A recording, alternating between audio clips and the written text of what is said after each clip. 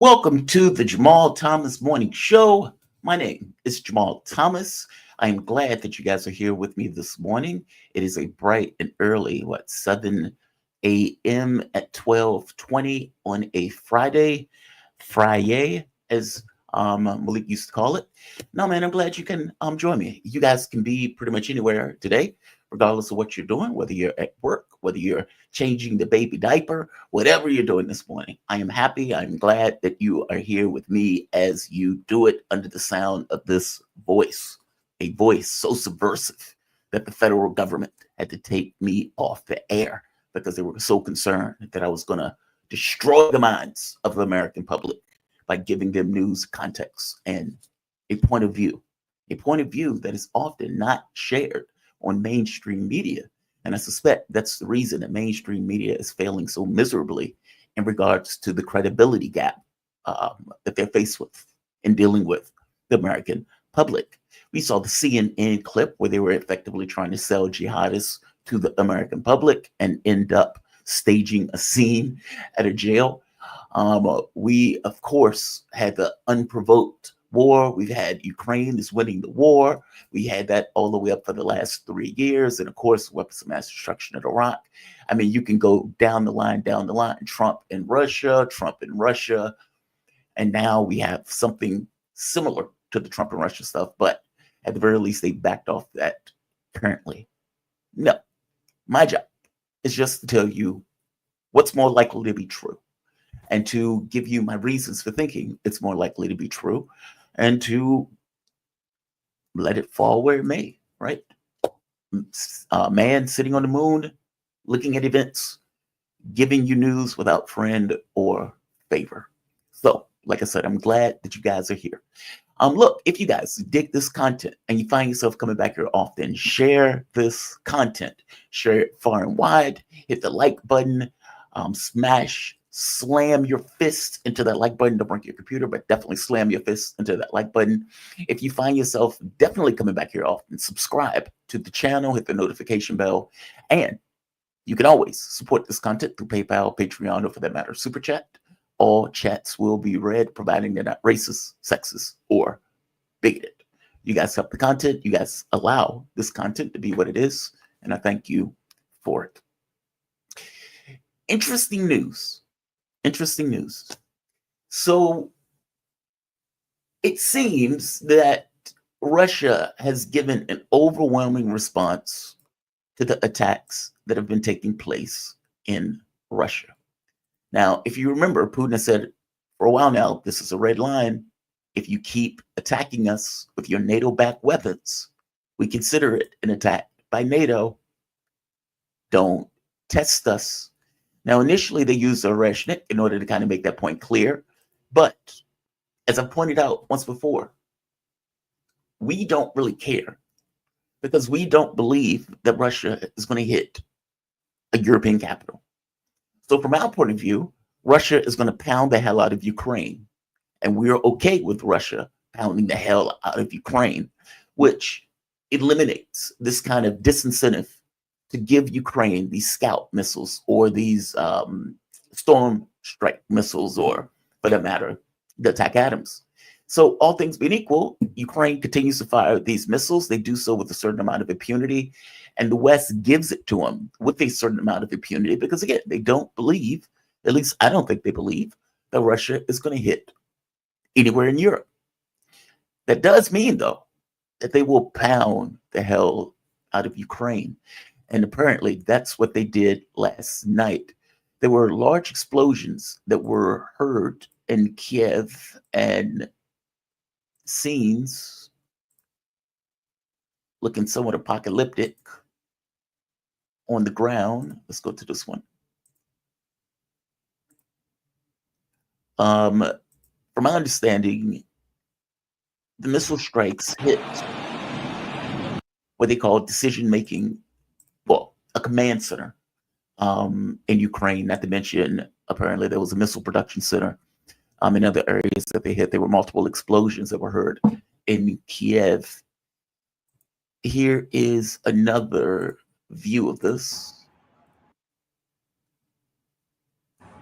Okay, that's not the biggest view in the world.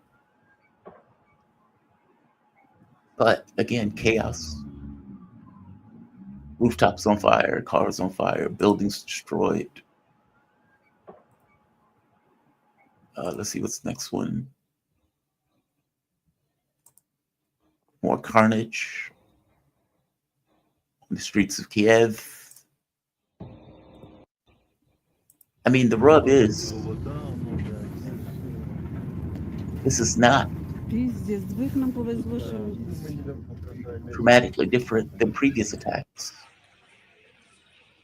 And I think it may even lead to the question of why are you just doing this now? Meaning, look, I know there's this escalatory thing where Russia's trying to avoid this kind of escalatory spiral. But the reality of it is, it's the West that's doing this in regards to this kind of escalation. And of course, they're doing it because all things being equal, they've lost the war. They don't have anything else. And all things being equal, they believe, whether it's true in fact or not, they believe that Donald Trump is going to be more conciliatory to ending this war. So this war that Joe Biden has engaged in for all of these years, he believes that Trump is going to end it. And because he believes that Trump is going to end it, he believes that Putin may also believe that Trump is going to end it. And because he believes that Putin believes that Trump is going to end it, that he believes that Putin is not necessarily going to do anything that is going to upset that apple cart and make it that much more difficult to end it. So they don't believe that Putin is going to hit a European capital. They believe that at worst, he's going to pound Ukraine. But he's been pounding Ukraine for the past 3 years. It's not hitting West, so we don't care. All things being equal, we're perfectly fine with him banging and pounding the hell out of and punishing Ukraine for those strikes. And I guess my point is, they do this with impunity because they believe that Putin limits his own limits in regards to A, not wanting to provoke a large war, B, not wanting to do anything that would make the war that much more difficult to unravel if Donald Trump is indeed open to ending this war. And so from Biden's point of view, impunity. Now, again, that level of impunity doesn't stop them from hitting Kiev, and for that matter, hitting certain places in Kiev that hurts more than others. And that is the rub. That is effectively what we're watching. I guess my thing is, look, it is, I would imagine if you're in Russia, it is somewhat unsatisfying that it's not more aggressive in response to the strikes in Russia proper. By the same token, there's a pragmatism associated with this idea of we're winning this. We're not going to upset the apple cart. We're winning. We've been able to mitigate many of the attacks that they've been able to launch on Russian territory. And so we're not going to change the way we're going about our operations. That being said, at the point where they murder the General Kirillov, or for that matter, multiple strikes, I think it was like several that took place yesterday, this was being built up in the making. And so this attack was something that they had forecast for a while, and now they're just now getting around to doing so. Again, from my point of view, though, you've been hitting Ukraine for a while. Hitting Kiev or hitting one of the other locations, is there a great difference in those things? I suppose there's some psychological difference in those things, but it's a war, and it's a war where you haven't necessarily been able to stop them from these attacks because all things being equal, they don't necessarily believe in your red lines. It's that. Or they accept the red lines, but what they consider to be acceptance of the red lines is that he's going to always function within the context of a box. Putin is not this maniac that they make him out to be. If so, I strongly suspect that they would take these red lines with more severity, more with the severity that they deserve. There's another thing that came out in the speech in the Q&A that took place yesterday. Putin made mention, he's mentioned this once before, that all things being equal, that yes, they will be willing, and Russia's always said this, we're willing to end this, providing our needs are met, meaning providing our security guarantees or our security, what's the word I'm looking for? our security needs, our security position is met, which will probably end up being this kind of new security architecture of Europe, which is what Russia seems to be angling for. Ukraine to be neutral, the Russian population is going to be respected, et cetera, et cetera, et cetera. Will he negotiate with Zelensky was one of the interesting parts that came up. An answer was, we are willing to negotiate with Zelensky, providing he wins the presidential election. Right now, he is illegitimate. And that seems to be the argument that they're making and they're going with. Zelensky hasn't won any election. The Ukrainian constitution doesn't necessarily allow him to just declare martial law and remain president for as long as he wants. Now, I don't know the details, chapter and verse of Ukrainian law. It's funny to me that Putin is making a determination on what is chapter and verse of Ukrainian law sitting in Moscow. But whatever. That's his point of view. That's his take. King Zelensky is currently at the head, but what it means more than anything else is that Zelensky is not going to be the head of that government at the end of this conflict, one way or the other. That's what it seems to mean to me. I could be wrong on this, and at a point we can get Mark in and have a conversation with Mark about it, but I strongly suspect Mark is going to say something similar. It means that at the end of this, there's not going to be a Zelensky government. It's going to be something else that is more amenable to coming to some kind of deal with a certain amount of legitimacy, just not King Zelensky. Just fascinating stuff. Yeah. At 7:15, I'm going to have Andrei Teleno. He's going to come on. He's a Ukrainian whistleblower. And what I wanted to get into was, is there political opposition in Ukraine, for one? Meaning, is there any other political sphere of influence in Ukraine that is angling for power or trying to get power, especially considering the martial law declaration that is currently in? Is it possible to even get a deal in Ukraine? Meaning, is there going to be a man with a gun waiting for Zelensky if indeed he ends up, let's say, winning an election and signing some kind of peace deal going forward? I have no idea what the political situation is in Ukraine, which is why I'm bringing in Teleno to have that conversation. For that matter, even the Ukrainian constitution, about whether Putin is right about this. I mean, he's sitting in Moscow making declarations about what Ukrainian law is, which is, it's like, okay, fair enough. But I would like to bring on an actual Ukrainian to have the conversation about what is the legalities associated with Ukrainian government. Especially now with martial law being declared. The other story that is hit the news, the Democrats and Republicans end up with a bipartisan agreement to stop the government from shutting down. All right.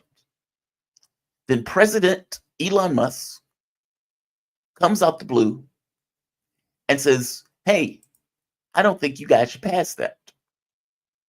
Now, instead of them looking at Musk saying, who the F are you? And what vote did you get to make that determination one way or the other? Well, they didn't say that. Donald Trump gets involved, J.D. Vance gets involved, and they kill the bill. Now, keep in mind, the shutdown is supposed to take place Saturday. So we have one day. Trump comes up with his own version of a deal, meaning a Republican brand deal. That fails miserably. In fact, that fails worse.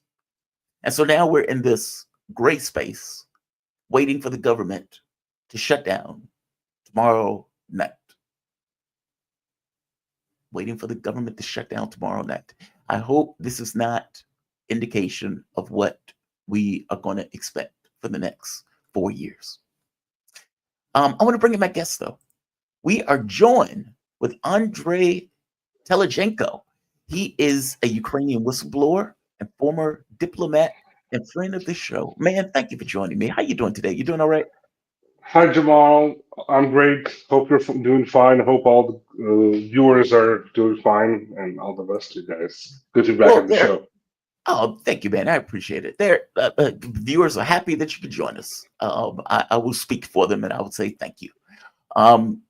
The reason why I brought you on, though, so Putin does this yearly Q&A session, and he spends like 4 hours just taking questions from all over.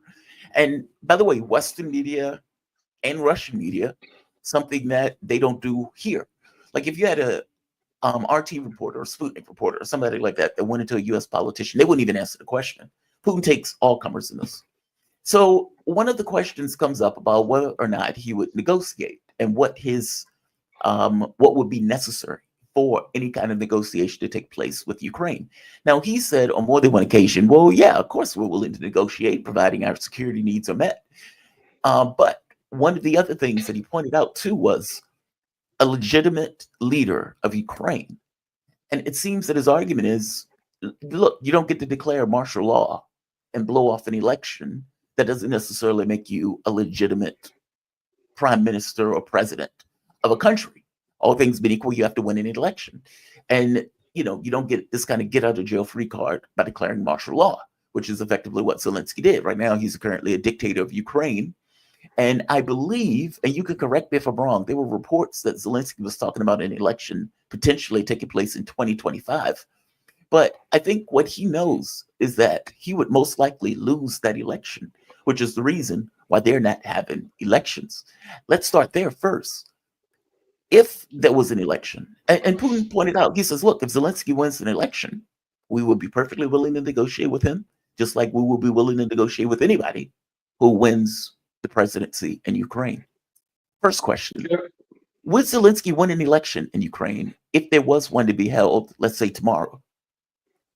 No, I will answer that straightforward to the head. His rating, like they're showing that he's like 40-30%. His rating is 4-5% for real. The real facts, the real numbers. So he has gone from 73% when he got elected on a peace agenda, and that he's going to make peace in Ukraine, make peace with Russia, stop the civil war in the Donbass that Ukraine was doing, shelling, artillery shelling people for 8 years in the eastern Ukraine, and he would make peace and do that. He got 73. Now he has 4-5% real rating. Whatever the numbers are showing you publicly, that is not true. So he knows it. He knows that he's not even eligible to go through this process to become the president. He cannot win. Because for what he did, he killed over 1 million Ukrainian soldiers are dead in the ground today. That is the fact. And if somebody's going to try to say, "Oh, it's wrong," populistic numbers, only from Kursk, that little part, 40 kilometers wide region and 11 kilometers in depth, where Ukraine went in a couple of months ago, 500 to 800 soldiers a day, dead bodies are being taken out a day. This is now when it's not the hot phase. When the hot phase happened, within the first week, first month, it was more than 28,000 soldiers dead. That's only in that little part of Kursk, because the front line is 1,200 kilometers long. So you can imagine how many bodies are out there and how much Ukraine is losing without any air support, missile support, satellite support. The only satellite support they're getting is from Western so-called allies, which are using Ukrainian soldiers to die for their needs. And that is it. Russia has everything else, so of course they're going to have less numbers. You cannot have more numbers if you have a professional army fighting against people who are being dragged from the street as dogs and to throw them to the front lines. Yesterday you were a plumber, tomorrow you're with a machine gun on the front line in front of a professional army, which is getting paid $3,000 a month, $8,000 on signing. I'm talking about the Russian army, and the Ukrainian army is not getting paid nothing, like $100 a month. It would be best if you're getting paid that in a month. So that's what the realities are today. And Zelensky cannot win in those realities. That's why he knows he cannot go for the elections. He's throwing that in process of the elections just to get everybody off track. That's first of all. Second of all, with elections happening with what and with who? There's no opposition in Ukraine. Everything that is in Ukraine today, the so-called Klitschko brothers, we talked about them last time, Timoshenko, Arestovich, all those some new faces out there, Poroshenko, Zaluzhny, they're not opposition. They're all sold out to the West, the deep state. to London, to Washington, deep state elites. So they're not even friends, not even to the new Trump administration. They're enemies of the new administration in Washington also. So these people, you cannot have any of those people out there doing politics because they're going to continue the war. If not today, but tomorrow for sure, because they're going to get an order from their owners like Newland, Obama, Clinton's, or anybody else, Soros, who controls their paycheck or who controls their political lives. They will get an order. They'll start a war again. So you cannot have elections without those people in place at all. So Zelensky is not a possibility. He's already done as a political candidate. Not only political, he thinks God was going to take care of him, and with his, I'm not going to even talk about that because what he did to Ukraine, how many lives he lost. There's going to be some payment of that, and that's going to be in front of God, and Well, for look, him to deal. I So would say, that's what I'm saying. well, I would tell you this. I don't know what that number is, whether the number is 500,000 or a million, but I agree with you that, I mean, it is, look, man, I have some feelings about selling out your country for somebody else in this way, where you're getting all of these people killed unnecessarily, especially when you run on a peace ticket. It's that part, right? Because it feels like it's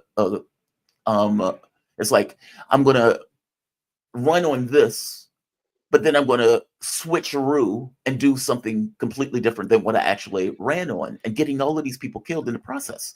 What about Arestovich? He seems to have taken a different tact. I mean, he sounds more like an opposition figure now. And I know he used to be the spin doctor once before, early on in Zelensky's administration. But recently, at the very least over the last year, he has been far more critical of the Zelensky government. Would he be an opposition figure? Like, meaning, is he angling also for a political win You or have a presidency? you have to understand Arestovich and those people who are in Ukraine. He's not in Ukraine now, but he's in the U.S. mostly. He is being financed by a person named Sergei Novichkin. He was the head of the presidential administration under Yanukovych, who sold out Yanukovych to Newland in 2013-14, and then went to the Munich Security Conference in 2014 with a stack of documents on Yanukovych and gave them to the Biden-Obama administration. And that's how he got a protection card from the deep state. This is Sergei Novichkin we're talking about. And he is financing Arestovich. So this guy, Sergei Novichkin, a Ukrainian oligarch, who sold out to the West, to the CIA and to the deep state, and he can go out and in from Ukraine freely. He had businesses with Moscow before also, but he has no problems at all with the West. His sister lives in America. He travels in America. He has businesses in America, and he has no problem with the West, even though he was part of the Yanukovych administration, because he's the one who sold out. So that he's financing Arestovich. So Arestovich cannot be a political figure, an independent political figure on its own. He's a played opposition puppet. Anybody who is in Ukraine or was part of the Zelensky administration cannot be part of the new government at all in Ukraine. Arestovich is one of them. He was there when the war started. He could have come out before and stopped this war, just at least talking about it. We did this. We were on the opposition TV channels talking about stopping this war from 3 years before it even happened, saying the Ukrainians can be thrown under the bus, used as a battlefield for basically become a battlefield. That's what it is today. Ukraine, total, the whole country is a battlefield, and it's going to be used to test weapons for Western elites and for Western governments, and to try to topple Russia. That's what Ukraine has become. We talked about this 3 years ago before it happened. Where was Arestovich? He was Yeah. part of that team. He could have come out and said, "Stop at that." Then he came out when a couple of months after the war started, and he started playing his own game. And he's being controlled by Zelensky, and people who control Zelensky, like Novichkin, they control Arestovich. So he cannot be even part of the new opposition. The people who are out of Ukraine, who left Ukraine in 2014, the people who are fighting for Ukraine for a long time, they can be like, I'm not talking about that I want to be government in Ukraine. I'm saying that I'm going to fight for Ukraine until I can, because I want peace in my country and have the West leave Ukraine alone. That I will do. Will I have powers or not? I will do that. But these people are doing it to come to power and make money. I was in the government 10 years ago, yes, but I left and I left before the war started, not to have blood on my hands, because I knew where it was going. I know how Mhm. the West was using Ukraine. I know how. Doesn't Aristotle talk about the West negatively? No, he doesn't talk about the West negatively. Because he's sitting in America. He doesn't want to talk about the West negatively because he needs to be there, and he needs to get their support because his owner has their support. So this is what it is today. Unfortunately, it's a very complicated matter. Who in Ukraine can become the new government? It has to be a consensus. First of all, within the negotiation process, how I see it, Washington needs to leave the new Trump administration if it wants peace in Ukraine. They need to get out of Ukraine, have all the intel agencies leave Ukraine alone, all the foreign legionnaires who are fighting in Ukrainian soil, get them out, only leave the diplomatic mission there, have Ukraine be on its own without any Western hands on its neck, and negotiate between Russia and Washington who's going to be the new administration, maybe temporary administration, before we have elections. Because you cannot have elections right now when there's so much propaganda on Ukrainian soil, Right. especially brainwashing. You have to have a neutral administration, which is basically coordinated also between Washington and Russia and Moscow, which is agreed on both between those two sides, and have a neutral administration, which is going to be also supported by the people on the ground.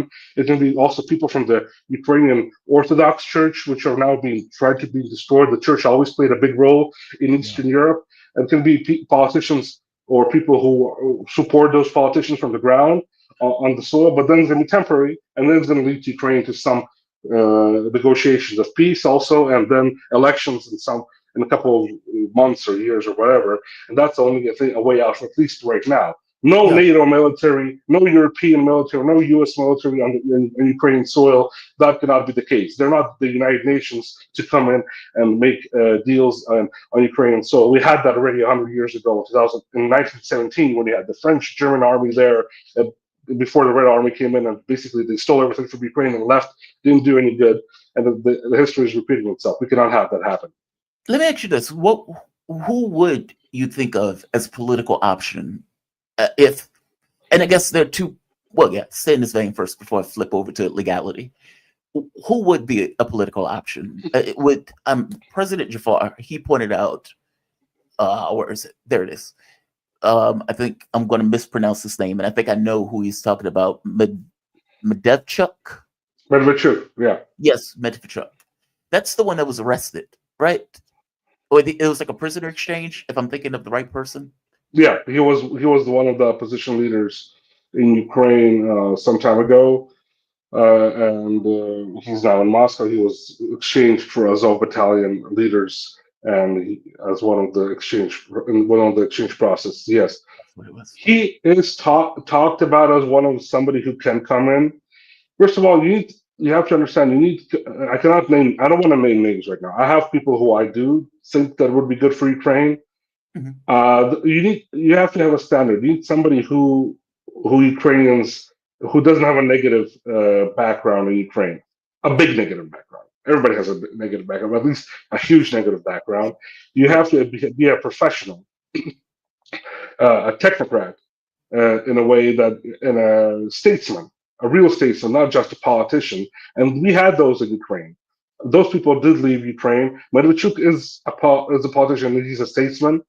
Mhm. And so there's an option, but there's also other people out there who would be able to come into Ukraine, and you have to be strong on economics and international relations, and that's what you have to work on in Ukraine, because first of all, you need to build up the economy from basically total destruction with the grain economy and infrastructure totally destroyed with this war.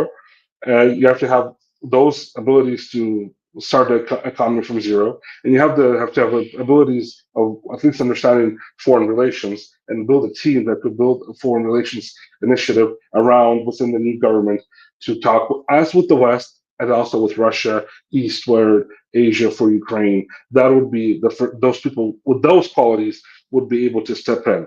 Well, does Yeah. Medvedchuk have all of those qualities?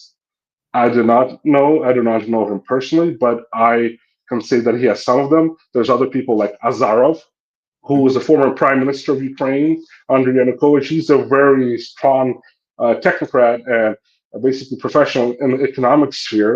Under his government, Ukraine was actually prospering. So I'm talking about people who Ukrainians know that they had a prosperous years under those people in power in the Ukraine government, who are not in government today. So those kind of people that I'm talking, like Azarov, for example, he doesn't have political ambitions to become the president or rule Ukraine, become a dictator, but he has the abilities as an economist and a statesman to build Ukraine from ground up and start at least the process of building a team around himself or people around him. I don't know him personally, also, so I'm not. I don't want people to say that lobbying for somebody, but it's somebody like that as an example to move from there and that have Moscow and Washington agree on, and they can come in and start building something within Ukraine, not have Ukraine become some third world banana republic, how they like to call it right now, or a terrorist state that is going to have only terrorists move around the globe and blow up things in Russia, in Europe, or whatever. I don't want my country to become like that. I want it to start at least some way out. Is Zelensky legal currently? Meaning, No. like I said, Putin made this kind of reference that Zelensky was illegally an illegal dictator, that he wasn't necessarily a legitimate party to negotiate with. Now, again, it's a bit rich being in Moscow, making declarations about Ukrainian law. But which is why I brought you on. I wasn't sure. I don't know enough about Ukrainian law, policy, that type of thing to know whether he's telling the truth or not. Is Zelensky the legal leader of Ukraine? And if so, if not, why not? By the Constitution of Ukraine, his term and legality ended on May 20th, 2024. That's it. After that, Zelensky is not a legal president. That's when he got sworn in and became the president. So he has that 4-year term, and he has to have re-elections. By our law in Ukraine, you have to have re-elections. And what Putin stated, it is true, because from what I understand, Putin does have a law degree and he knows what he's talking about. That's one thing. Why the West is closing their eyes on this, I know, because they're financing. They need this clown like Zelensky to be there. Exactly. But he's not a legitimate president for a really long time right now. So basically, whatever he's doing is not legit. So you cannot talk without if he makes a deal, even with Russia. He wants to even make a deal, even though he doesn't. Zelensky, from more his rhetoric and his team. Then you can have a group of people in Ukraine then come out and say, and the West is going to use it. Oh, he's not a legitimate president. They're going to turn it against him. He's not a legitimate president. He cannot make that such move. So right now, the Parliament of Ukraine has the legality, but it has the legality for another 3.5 months until they can continue themselves. Zelensky cannot continue to become the president. He cannot prolong his presidency by the law, Ukrainian law, even if there's martial law or war or whatever. But even though Ukraine, they never officially announced war on Russia. So there's no war officially in Ukraine.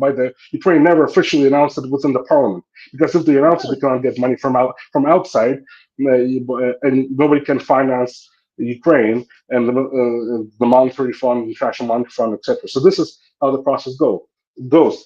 They have martial law, but there's no official war. So there's situation of nobody's obeying the law in Ukraine. Everybody just took the constitution and threw it out, ripped it apart and threw it out, because that's what you have to obey. First of all, even if you would obey the Constitution, we would never have this war also, because in our Constitution, in Article 10, there's stated that the Russian language is protected by the Constitution of Ukraine, and it states Russian language. Ukrainian, first of all, and then there's Russian, and then other languages of minorities. And you cannot have other laws that then go after Russian language and Russian-speaking people, because the laws are not the Constitution. The Constitution is higher up in the hierarchy there. So this is what it is about today. Ukraine is not a democratic state, not just because Zelensky is not legal. Ukraine is not a democratic state because as soon as they started putting this coup in Ukraine in 2013-14, which we talked about last time, they put in a government would just spit out the Constitution and does not obey it, because it went after the Russian-speaking people, it went after the church, which is also protected by the Constitution in Ukraine, it went after everybody who spoke about peace and is any citizen, like for example, by the law in Ukrainian constitution, I cannot be sanctioned by the Ukrainian government. I was sanctioned by the Ukrainian government, and so that's also like things that, and there's thousands of people like me, thousands and Right. thousands. By the United Nations numbers, there's more than 15. The United Nations Human Rights Watch, it's more than 15,000 political cases against regular citizens. That's only official numbers. You can imagine Right. how many unofficial 15,000 political cases within the last 2 years and 3 years in Ukraine. This is what the West is financing, this so-called democracy. There's no democracy. It has not been there for a long time, for the last 10 years. So Zelensky is not a legitimate president, and he knows that. So the parliament has another 3.5 months until it can prolong its legitimacy. If it doesn't prolong it officially, then it's also not a legitimate body. So this is what we have today. There's going to be nobody left in Ukraine to deal with on a legitimate level. Maybe courts, higher-ranking court systems like the Supreme Court of Ukraine, which was more self-neutral, the Constitutional Court of Ukraine. It can be stay as a legitimate body. The military, in one way or another, the generals, like what happened in the Soviet Union when the Third Reich fell, Hitler was dead. The German generals, the Third Reich signed the Right. capitulation at that Right. time. They signed twice, two of them. One of them didn't, Stalin didn't like, so they had to rewrite it and sign it again. So that's what, but the generals signed them. So this is what you have to deal with. You have to deal with people who are still on a mid-level basis in Ukraine, who could be dealt with, but not the high-ranking government officials at this point, because So that's what it is. but just to be clear, martial law doesn't give any kind of special dispensation to remain prime minister. And just Perfect. to piggyback on that, also, the Rada is currently in charge for what, 3 more months? Three and a half Behind? months. Yeah, they have to prolong their term. Ended their official term ended in end of August, and they have another 6 months they can work Okay. legally. And so basically, from end of August, you have to count 6 months. So now it's 3.5 months left, approximate of their working term. And after that, they have to officially prolong, and they can do it by the law under the martial law that they can prolong their work, because Ukraine is not a president state by the constitution. Ukraine, because the constitution was changed in 2005. Ukraine, 2004, Ukraine is a parliamentary presidential republic.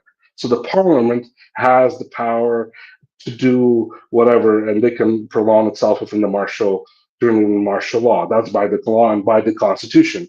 The president, by the constitution, only has 4 years, and he cannot prolong his term starting, I think, in Article 110. He cannot prolong his term starting from even if it's martial law. So he does not have that power to do that. Wow. Okay. And so the Rada also, after 3.5 months, they're also going to lose legitimacy at a If certain they if point. they don't prolong If they themselves, they don't. have to officially prolong their term and working capabilities. Okay. Wow. So if a deal is to be made, then how does that work? So the Rada would have to be the one that makes the decision currently on whether or not a deal is signed in legal terms. Yes, basically what if we're talking about the Rada situation, and not just some generals who would want to Right. save the country from total destructions and would go on a peace signing process with the Russian government. They will basically, the situation is that if the Rada would take place, the Speaker of the Parliament would have to sign that deal. He signs that deal, then he ratifies it within the Parliament. The Parliament has to vote on it, and basically it becomes legal document processed, ratified by the Parliament of Ukraine. That's what they did not do under Minsk. The Minsk agreements were signed by when Poroshenko, Markel, and Putin were in Minsk, Mhm. and they signed those documents. They ratified them in the United Nations, which got full support in the United Nations, but they did not ratify them and vote on them in the Rada, in the Parliament of Ukraine. So they never became legal for Ukraine to obey and to process, even though they could have just voted on them and had processed the Minsk agreements, and there would be no war today. That's what Russia was begging for and asking for. Stop this war, ratify this in the Rada. You signed them. The president of Ukraine, Poroshenko, signed the Minsk agreements. basically you have to process them in the parliament. The United Nations, you ratified them in the United Nations. Ukraine voted for them, agreed on them. Now do this in the parliament because you're parliamentary presidential republic, and everything will be okay. Then you can legally process them. And not only Poroshenko, who doesn't want to do it, any other body in the cabinet of ministers of Ukraine, the ministers could have processed the Minsk agreements and we could have stopped this war. But no, Yeah. they basically went against the back. But the main problem is not just the legality of this. The main problem is the deep state in the West is financing this and pushing this war and pushing the leaders of Ukraine who sold out to the West, like Govichkin, Arestovich, Zelensky, all those people, Klitschko, Poroshenko, Zaluzhny. They're pushing them to fight this war, and those people are puppets in their hands. And even though we can talk about different processes that could happen here, one Mhm. process: America and leaves Ukraine alone. Trump makes a phone call when he becomes president, gets everybody, all the intelligence groups out of Ukraine, all the military advisors out of Ukraine, all those American fighters, legionnaires, I call them, who are fighting the Ukrainian side there. Get them out of Ukraine, leave the diplomatic mission there only, the ambassador, and don't influence Ukraine politics. You would see how fast Ukraine makes a deal, even on its own, and how fast Russia is going to talk with Ukraine. Not only with Washington, then Ukraine could be safe. That's what the problem is. America is keeping its hands on the Ukrainian throat and the Ukrainian people's throat through Zelensky and all those elites that are in Ukraine, the patriotic elites. They're not patriots. They're fascist Nazi groups who are making money and sold out Ukraine to make money. Not just like you can call Stalin a dictator, but he fought for his country. He did not fight for Churchill, for Britain, for Japan, or for America. He fought for himself, for his country. That's why so many people died, but they died for their country, knowing that they're fighting for the Soviet Union. Today, people in Ukraine, they don't know what they're fighting for anymore. 3 years passed, they know that something is happening, something's wrong. They know that they're fighting for Western values, and they don't want to fight for them. You can see how people are trying to save themselves, not getting thrown to the front lines. So this is the problem today. We can talk Well, about how much legitimate, not legitimate. The Western says Zelensky's not legitimate. We're not going to talk to him. We have to change him. Get him out. Get him to London, whatever, or leave him there for the Ukrainian government to basically put him on a trial what he did to Ukraine, and let Ukraine alone. Get those CIA and all other 14 intel groups out of Ukraine, and leave Ukraine alone. It would be a much better, safer world. would they do that? I mean, would they try to? Wow, I had never even. Okay, I had never even considered that. Whether or not there would be a trial or something to that effect in regards to Zelensky. I'm so used to American presidents not facing consequences for their actions. I want to move to a different topic though. So last night, well, not just last night, Russia had given all sorts of warnings, effectively saying, look, if you keep attacking us, this is going to be a red line, meaning firing into Russian territory. And so yesterday or last night, I guess while I was Today morning by attacked, Europe time, yeah, exactly, yeah. nighttime in America. So apparently these attacks were taking place this morning. Devastating attacks. Russia said they were hitting command centers. In fact, I'll read the response. It says, quote, in response to actions by the Kiev regime supported by Western curators, this morning a massive missile strike with long-range precision weapons was carried out on the Ukrainian Security Service command post, the Kiev Design Bureau, Luch, which designs and manufactures the Neptune missile systems, ground-based cruise missiles, MLRS Vilka, as well as the positions of Patriot anti-aircraft missile systems, the ministry said in a statement. So they effectively hit, I guess, what they would call command control areas in the country itself. Here's another view of one of the main buildings that were hit and attacked by this. Is this going to do anything to diminish, let's say, Ukraine's fighting spirit, if that makes sense? I know that the majority at this point of Ukrainians have said they want the war to end. So I accept that part.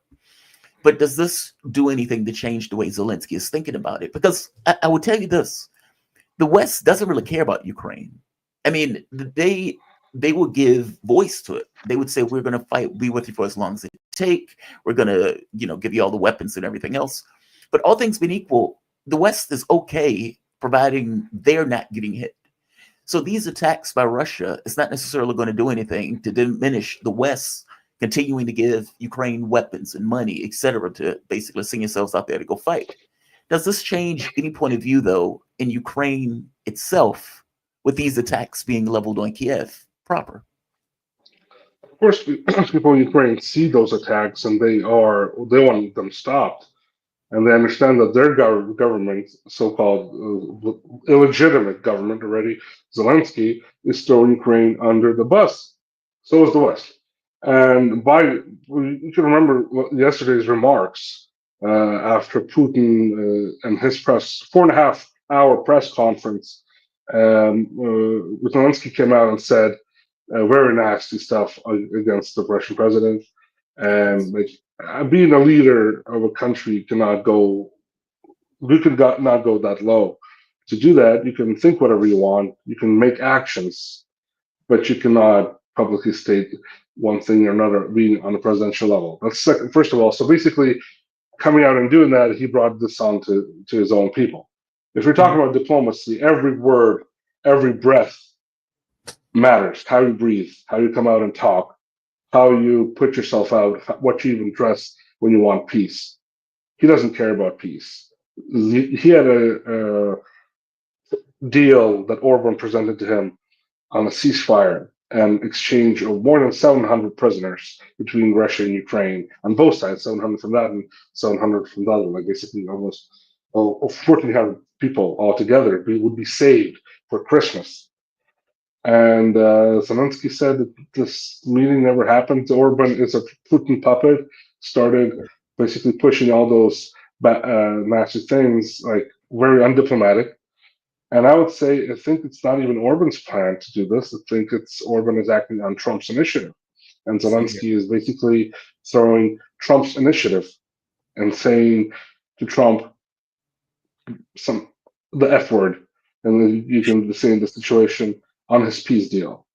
That is what the new administration needs to understand. What Ukrainians are fed up with all this, what has happened. The problem is they have nobody to follow in the situation to lead them to peace. If somebody would be in Ukraine, that's what they did this. That's why they killed so many opposition leaders and politicians from the opposition side. There were dozens of them killed at the beginning of the war. I was also, they wanted to kill me. They were following me for a month while I was in Ukraine. Just because of God's help, I left there. But I had 3 friends killed and one captured, who then was able to flee Ukraine after he got captured by the security service of Ukraine. He got beat up in the prison, beat up by the security. That was not just thugs or some people from the street, but it was security service of Ukraine kidnapping people and throwing them to jail.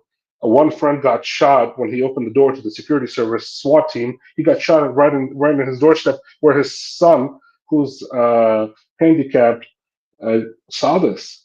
He was in a wheelchair right behind him and saw his dad being shot in the head, and then that's it, and his body was just taken out. And another person just got a round from the Kalashnikov into his head, and he's never been talked about. So I don't want to name their names. There's people, I don't want to have their families in trouble, but this is what was happening at the beginning of the war. And I was also being put on a hit list in the Minute, and also put on a hit list when the war started on TV to get my people were following me to kill me. So this is what Ukraine is facing today. People, they don't know who to follow. A lot of politicians who would want to come back to Ukraine and do something. I would come back to Ukraine where it'd be free from the Nazi regime, who would want to kill me and do something there. I'm saying about politics, but maybe do something real for the people, help them out, maybe have help with international connections, whatever I could do to be helpful for my country, I would do it for the people of my country, the real country, not the Ukraine that the West made, the Bandera Nazi Ukraine. I want to fight for the country that I love and my parents and my grandparents grew up in. So that's one thing. So Ukrainians do not know who to follow to stop this. They want this stopped, but they don't know who to follow. Trump and his new administration, who does have an effect on this by stopping financing this, if they stop it, this war could end really fast.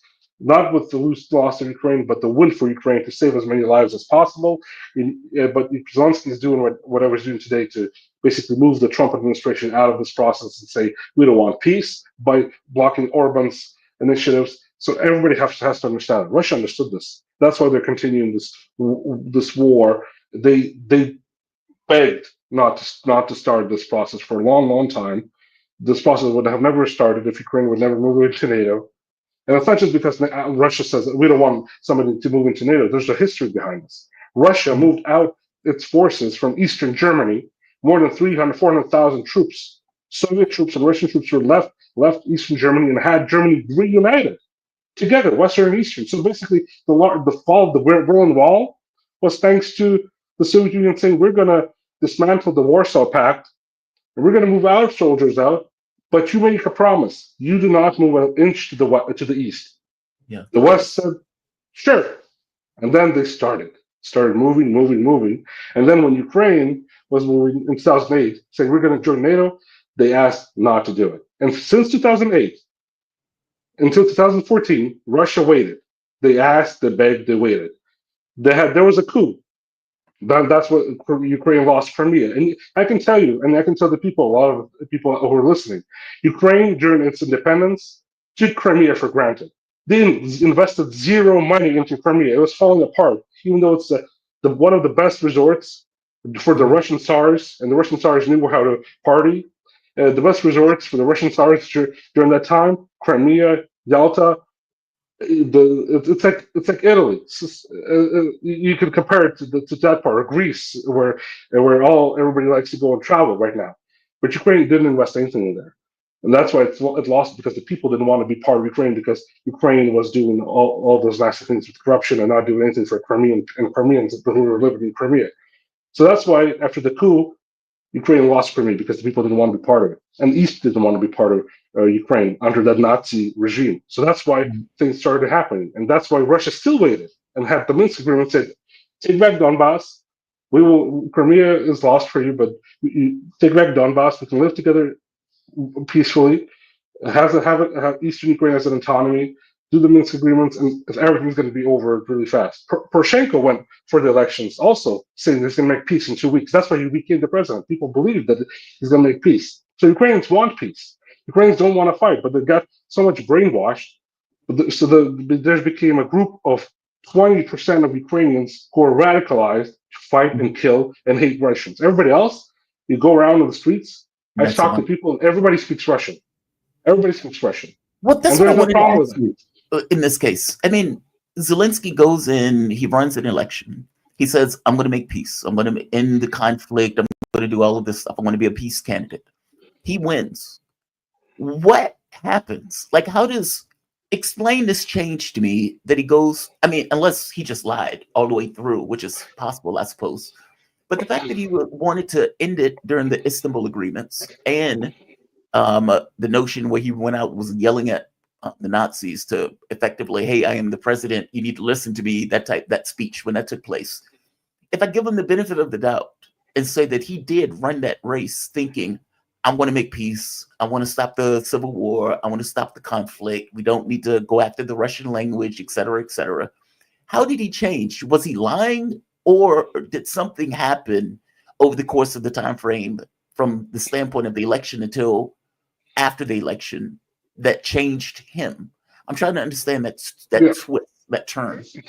From what I understand, knowing people who worked with him at that time during the election process, I didn't want to vote for him. I voted for him just because I didn't like Poroshenko, and I believe that, knowing the situation, not from his speech, but from within his team and people who financed him at that time, who are now also sanctioned by his Zelensky's regime, and they talk about that he's going to make peace. He talked about he's going to become a president who would bring. He's not a professional politician or a government official, statesman, so he would bring in professionals from different sides, Yanukovych, Kuchma side, everybody from the last 30 years of Ukraine government, bring them all together who get Ukraine out of this trouble.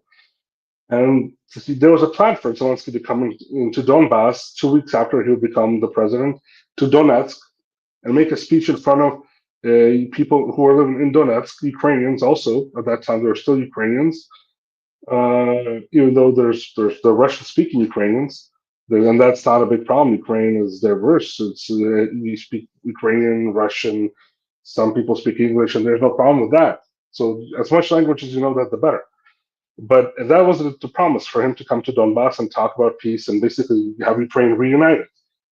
But I can tell you, it changed after he became president right away. The West was trying to make contacts with Zelensky, and I was in contact with, at that time, with people even from the deep state. You can say that Blue Star Strategies team. They called me up, tried to make a move on Zelensky, how to get reach of him, how to get in touch with him, how to meet his people.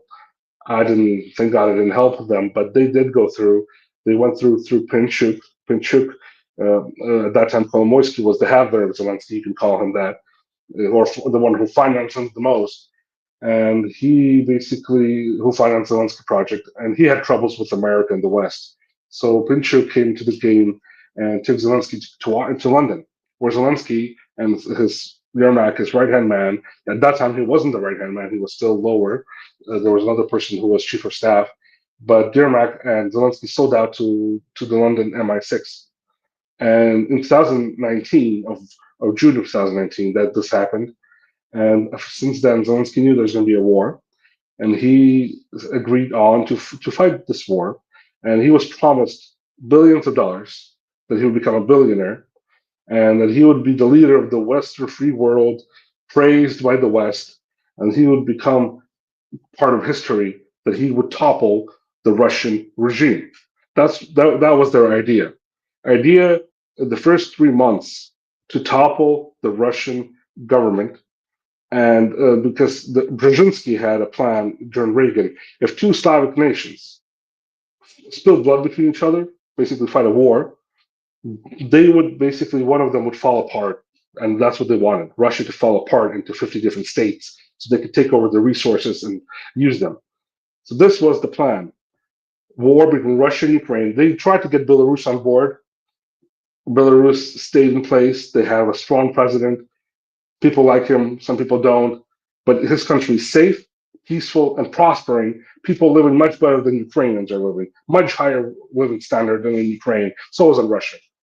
And so Wow. they didn't use Belarus, even though Belarus was also part of their plan. Ukraine sold off.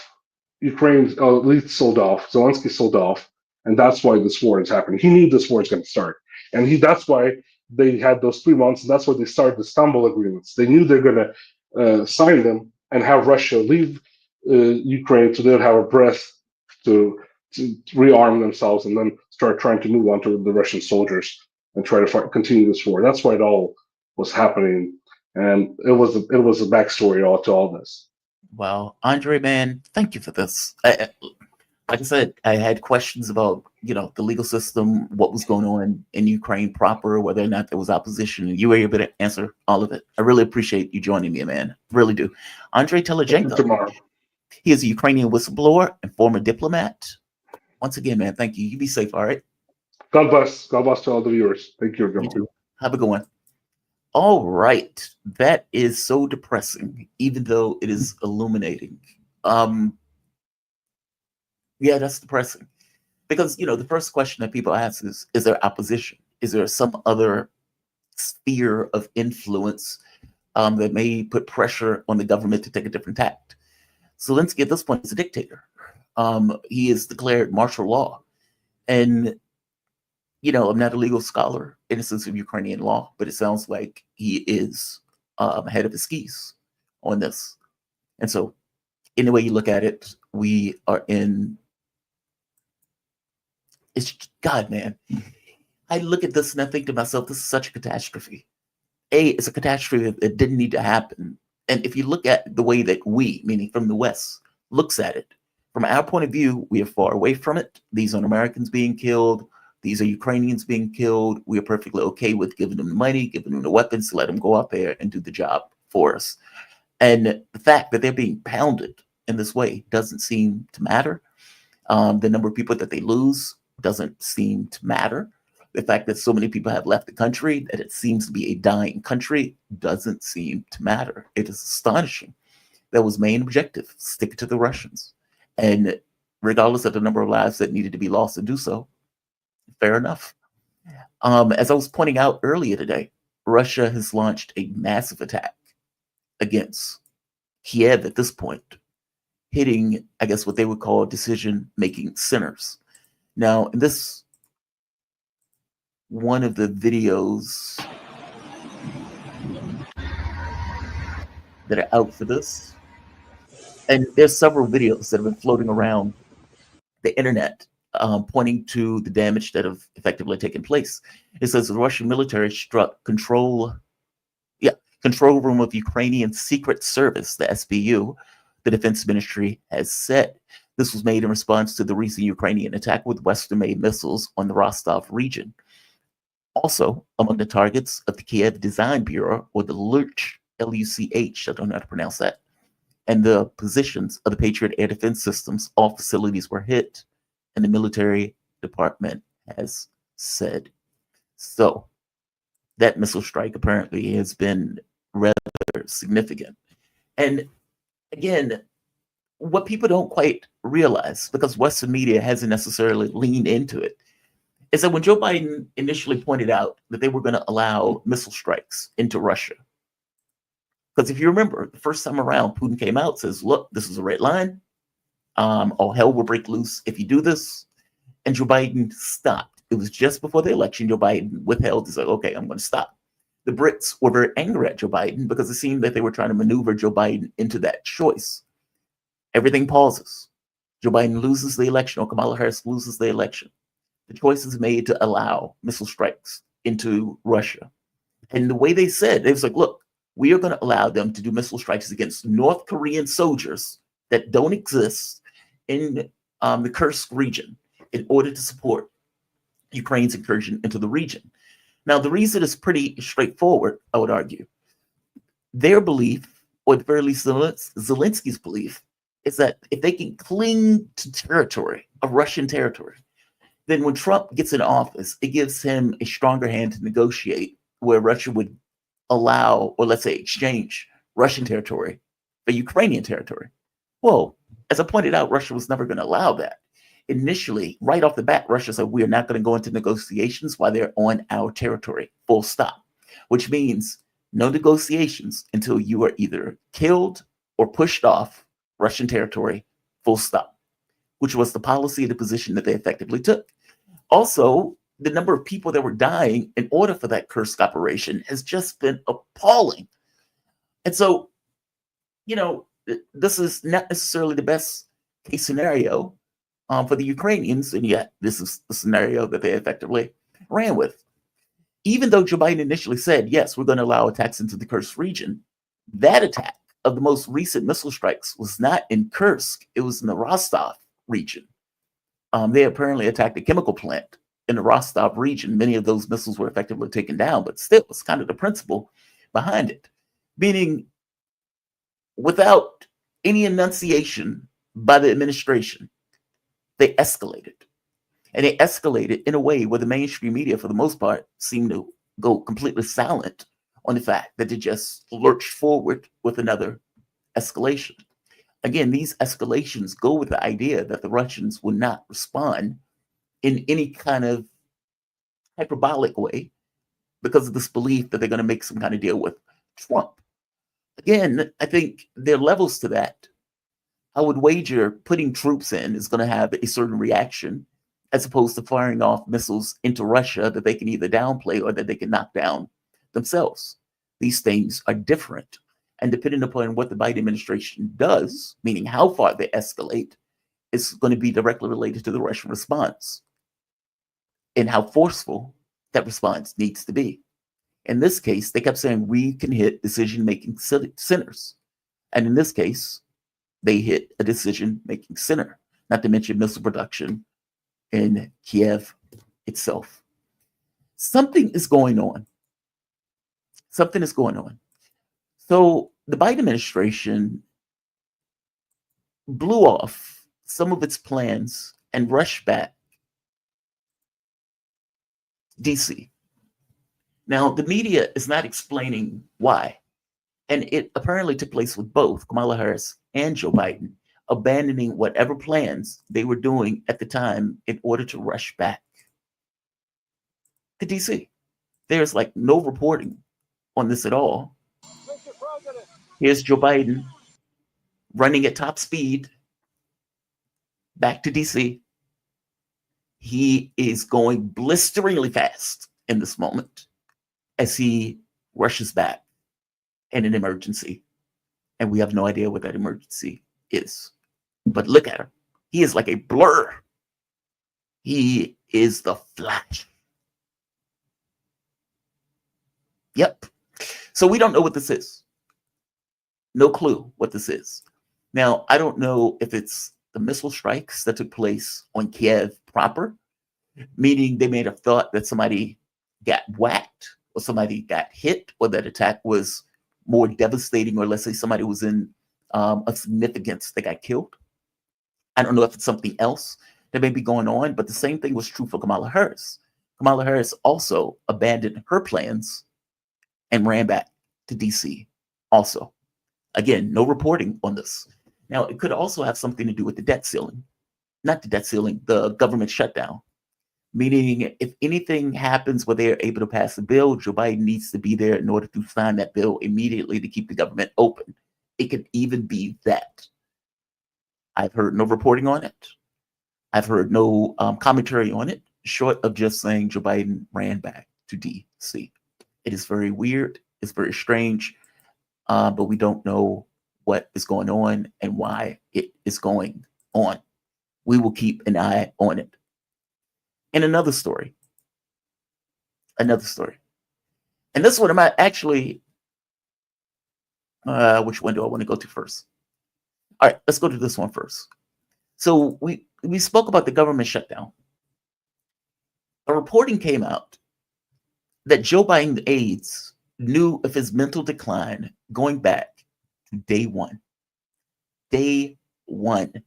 And they have been covering for him ever since day one. White House aides hid Joe Biden's apparent mental decline from day one of his presidency, explosive report says. Now, this article came out 2024, December 16th.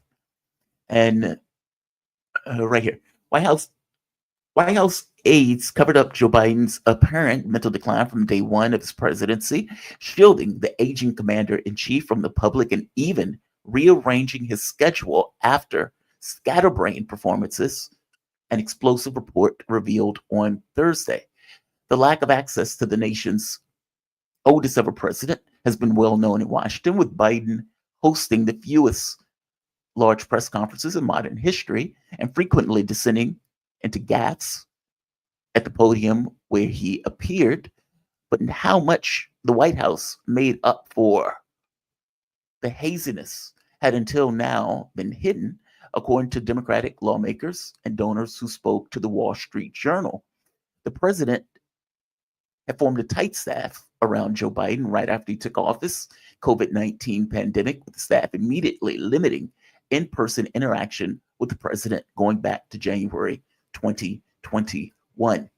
One of the things they pointed to in this report also is that when they themselves saw that Joe Biden wasn't right, wasn't doing well, that they would change his schedule on the fly, effectively saying, look, the president is not in his right mind right now, so we are going to move this to tomorrow where he will be in a better position.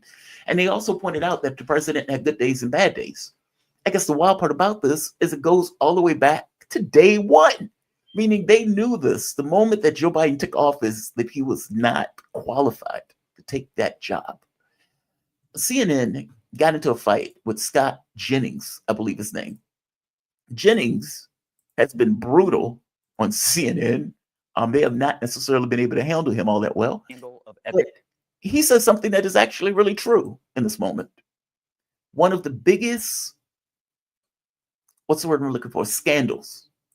One of the biggest scandals that goes either unreported, unacknowledged, or not necessarily given the significance that it deserves is Joe Biden's mental fitness for the office.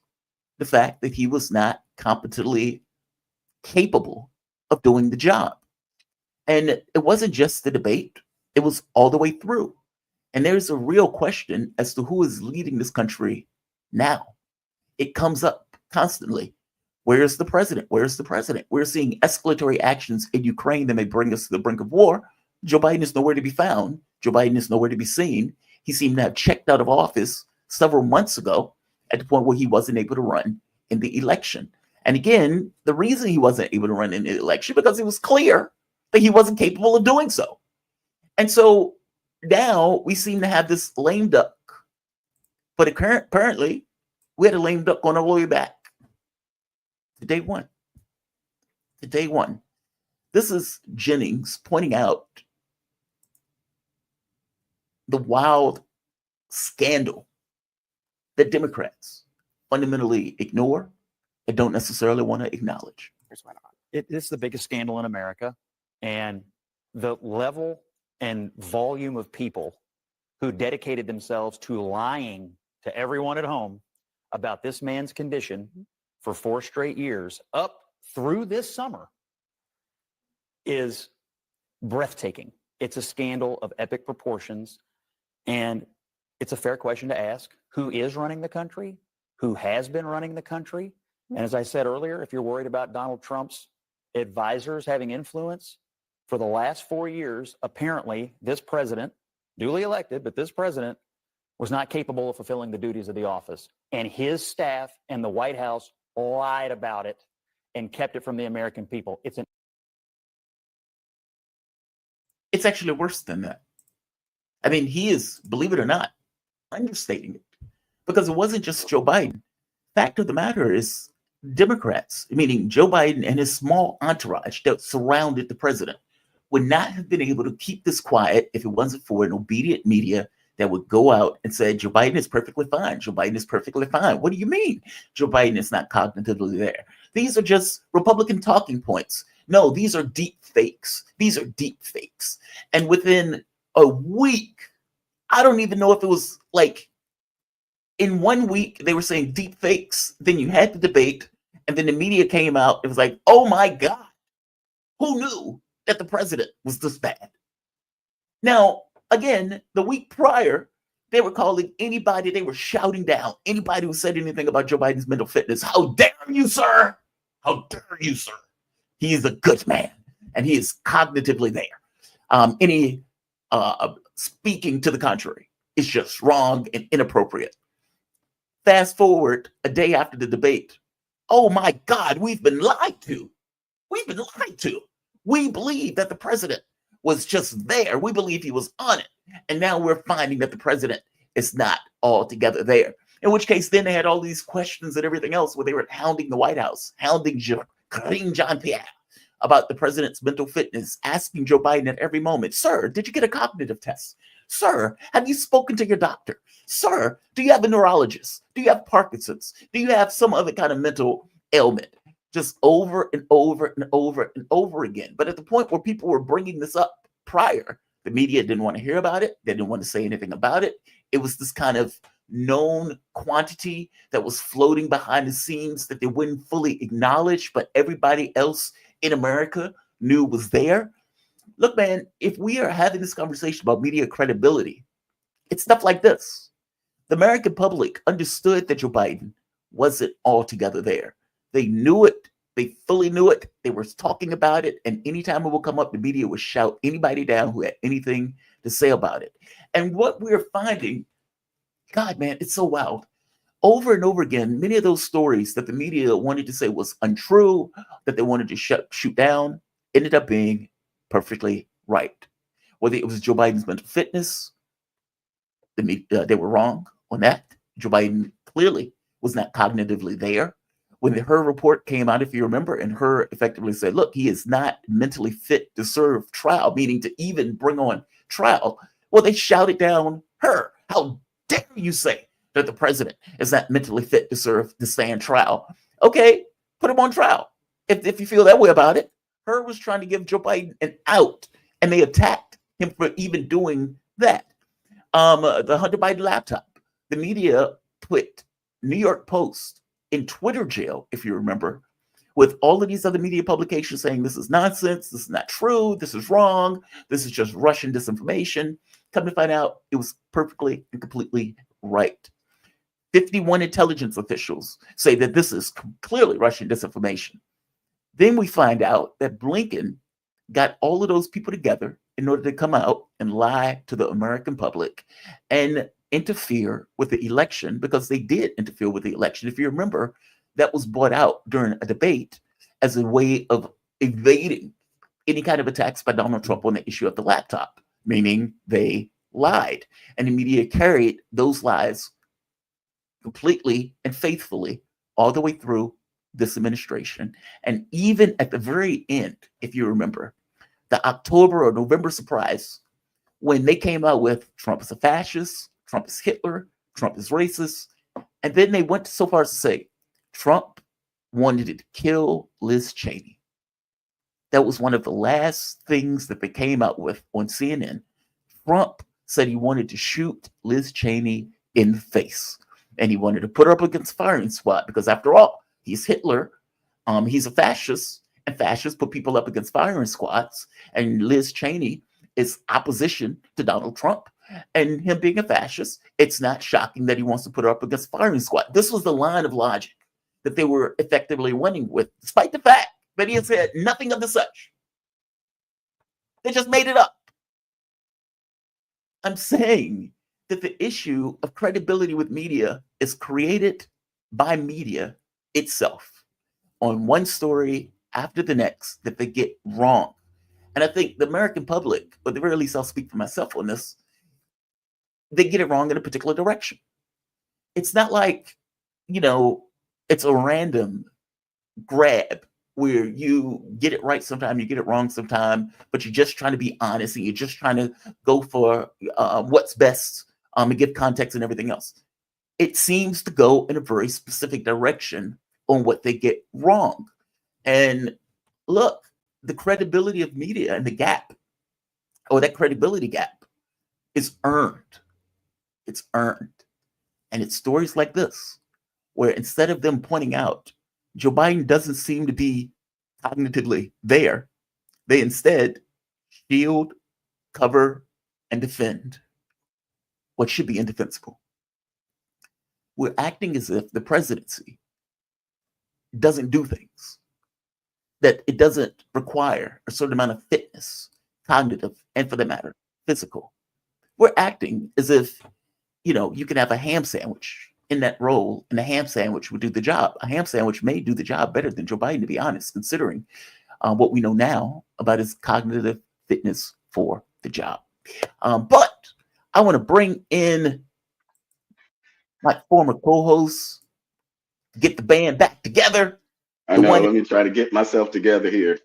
Oh, I'm sorry. It's funny. I had Margaret Kimberly on the show, and she was like fixing herself up, but it's like, oh, Margaret Kimberly is our guest. So she's like, yeah. I got to give people a little bit of warning. Oh no, that's fine. What are you doing, man? You doing all right? I'm good. Look at you, looking all sharp. You know what? I did my first show, and I watched it. I was like, all right, it's my first show. Jamal Thomas Morning Show. I'm restarting it. I'm going to do it right. And then every show that week was fucked up. Every show was screwed up. And I kept doing, I said, all right, I'm going to keep this suit on because damn it, I'm going to get this show right. And that's going to be my first show. And finally, I got to the point where I'm like, you know what? I like wearing a suit. It makes me feel like I'm doing something. So yeah. And I think Malik is frozen, but he will be back. It's a look of shock on his face. Come back to the light, Malik. Come back to the light. All right.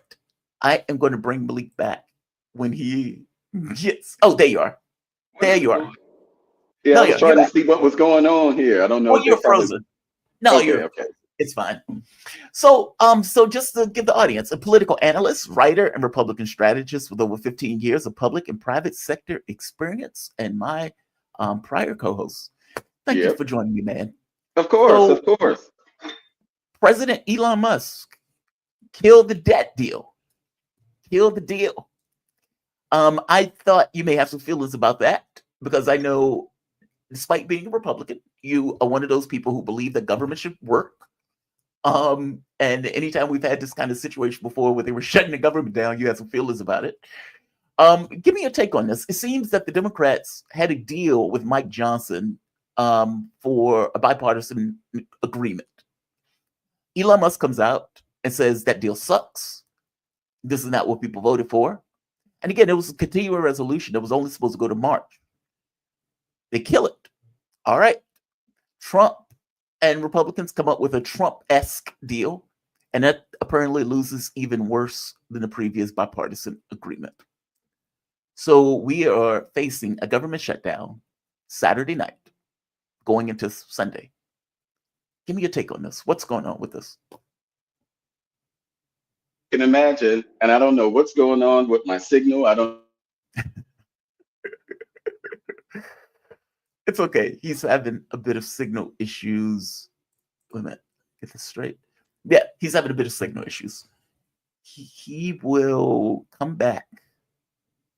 At the very least, it's not a shock and surprise face this time around. Come back, Malik. Come back. All right. I'm going to remove him while he gets that straight. There we are. Okay. Malik will be back. Malik will be back. But as I was pointing out for the government shutdown, so currently what we are waiting on, and look, it's very possible that the reason that the Biden administration ran back to the White House was because of that. They realized that the bill was being shut down. They realized that the Republican bill was being shut down. And so their point of view was, let's get back in order to sign it. Malik, welcome back.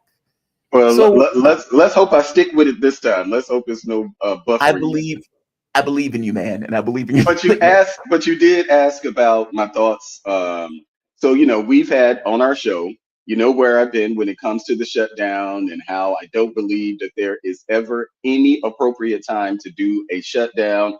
I was just reporting the other day, just looking at the congressional calendar between January and December, and Congress has about 100+ days off during the year. So for me, it is never appropriate that every year, because September 30th is every year. September 30th is the drop dead date for budget negotiations. If we don't,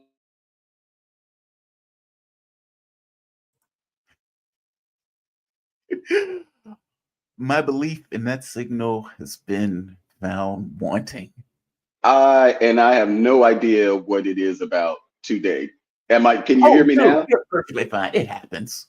Yeah. And so I am never in favor of a government shutdown because I think it excuses members of Congress from doing their job. They get paid $174,000 a year. There is never a time where we should get to the end. They know when the day is every year. And what they did this time is that, remember, right before the election, Democrats were hammering Republicans saying, they're not providing emergency relief funding. Republicans were saying, hey, look, it's enough money in the pot. Mike Johnson, we go come back after the election, and then we're going to work on that, supplemental funding, their emergency funding. Well, that's what they're working on right now. So this is something that they even knew before the election. I went back and looked at the calendar. They were off for 2 weeks during November.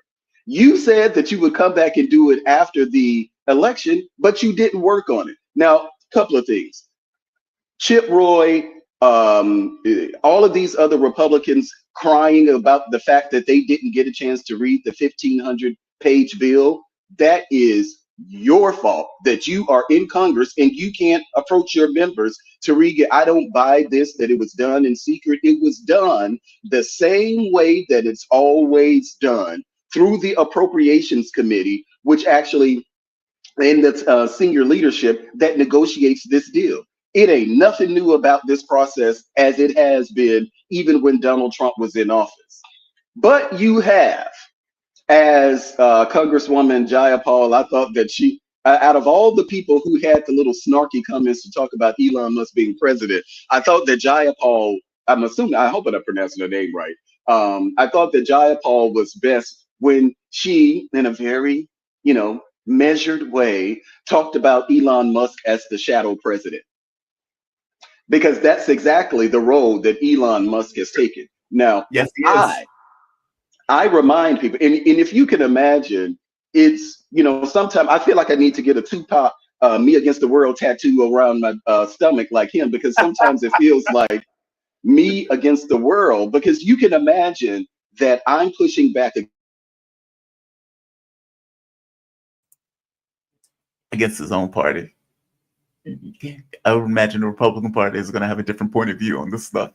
And Yeah. I reminded them that I am a Republican. I support Donald Trump, but I am a Republican. Elon Musk is attached to Donald Trump and not the Republican Party. So ahead of Donald Trump and JD Vance issuing a formal statement on their position, the two people that we voted for, the only two people that we voted for, the president and vice president elect, before they had the opportunity to engage in a real way online, Elon Musk, the shadow president, was out there saying the deal is bad, kill the deal. So you end up having JD Vance having to come out to issue a formal statement on behalf of the president of the United States.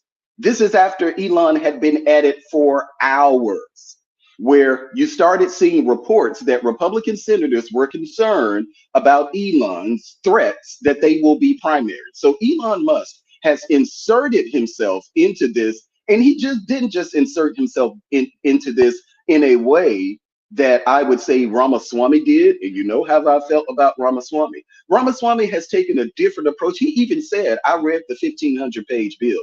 Guess who else, but guess who didn't read? Elon Musk. Elon Musk. Unless he had an AI go through it and give him some analysis of it, I would imagine he probably didn't read the 1,500 pages himself. So, why yes. do I say that? Because Elon Musk himself retweeted what somebody had reported about this $2 or $3 billion going towards this football stadium, this NFL football stadium here in Washington, D.C. That same person had also retweeted. This person has, I think, about 2.5 million or so followers on Twitter. This same person, and I'll find his name, also retweeted that there was a 40% wage increase for congressional members of Congress. Right. So Elon Musk went ham resharing this, but the person, Mario something, but the person who initially made the tweet. Is it Narwhal? Yep, yeah. That's it. Narwhal has a massive following on Twitter. So yeah, I can imagine if you put something out there. But if I'm not mistaken, he got it wrong though. Yes. Right? So he went back and then updated his post to reflect the fact that there is no money for an NFL stadium in the bill. What's in the bill, and people don't understand this, RFK was the former site of the Washington Redskins at the time. It has remained empty for as long.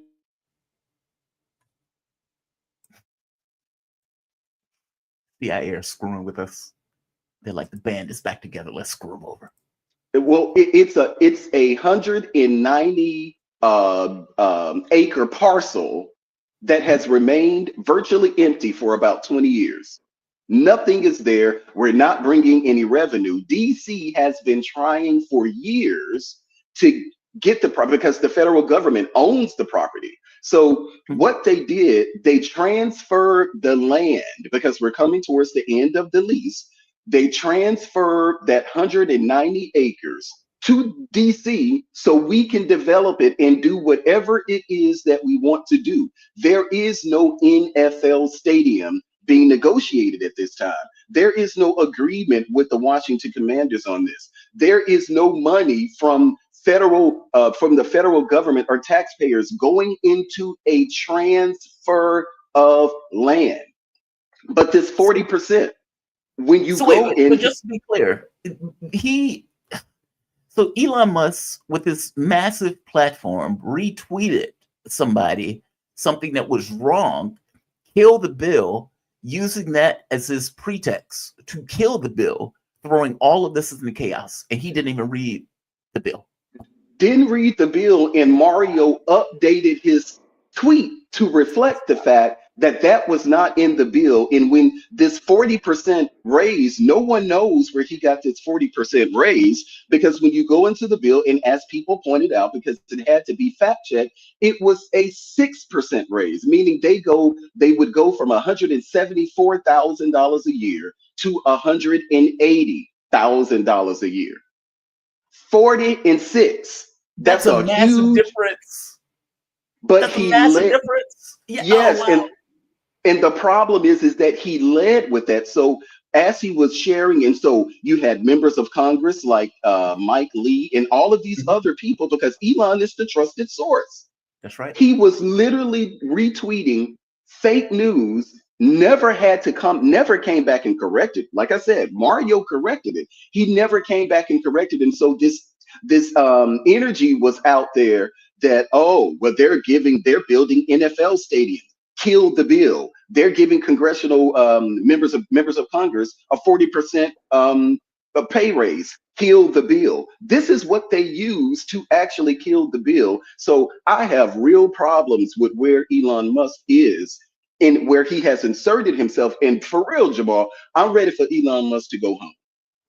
Well, Whichever one of your homes it may be, bro, you have been around Donald Trump, yes, leading into the election, but you are stuck to his side like a rib. You're with his family, you're with him about as much as he's with his family.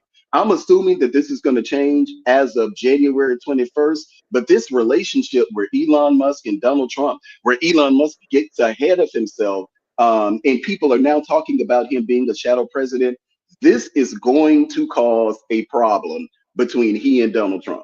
It is. why do you think it's going to change in January? Meaning, why do you think it's going to get? You think Trump is going to get sick of people calling him the shadow president? Oh, I'm sorry. You're asking me, do I think that the narcissistic guy who sucks all of the oxygen out the room does not want to be diminished in any kind of way? You're asking me, do I think that he's going to have a problem with this whole shadow president talk? Yes. And do you know why I know that he has a problem with it? Because for the audience, go back just, I would say, within the 24 hours and look Mhm. at what Elon Musk had been tweeting. And you will notice around maybe afternoon yesterday, there was a shift in Elon Musk and how he was engaging on Twitter. Because one of the first things he said, he talked about the work that the president elect and JD Vance had been doing to save America. He even tagged them in the email, and then, I mean, in the tweet. And then you saw other posts from him where he wasn't talking about himself. He was literally talking about the negotiations and how the president and the JD Vance are the ones who should be taking the lead.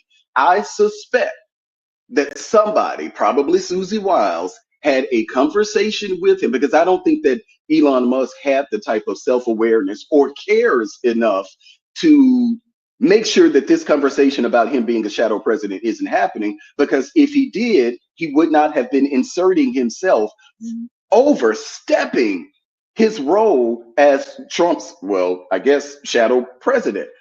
They had a conversation with Elon, and Elon started to make some adjustments yesterday, but this is not a sustainable relationship. And the reason that I think that probably when, you know, Yeah, I don't get the sense that Trump is going to be okay with that.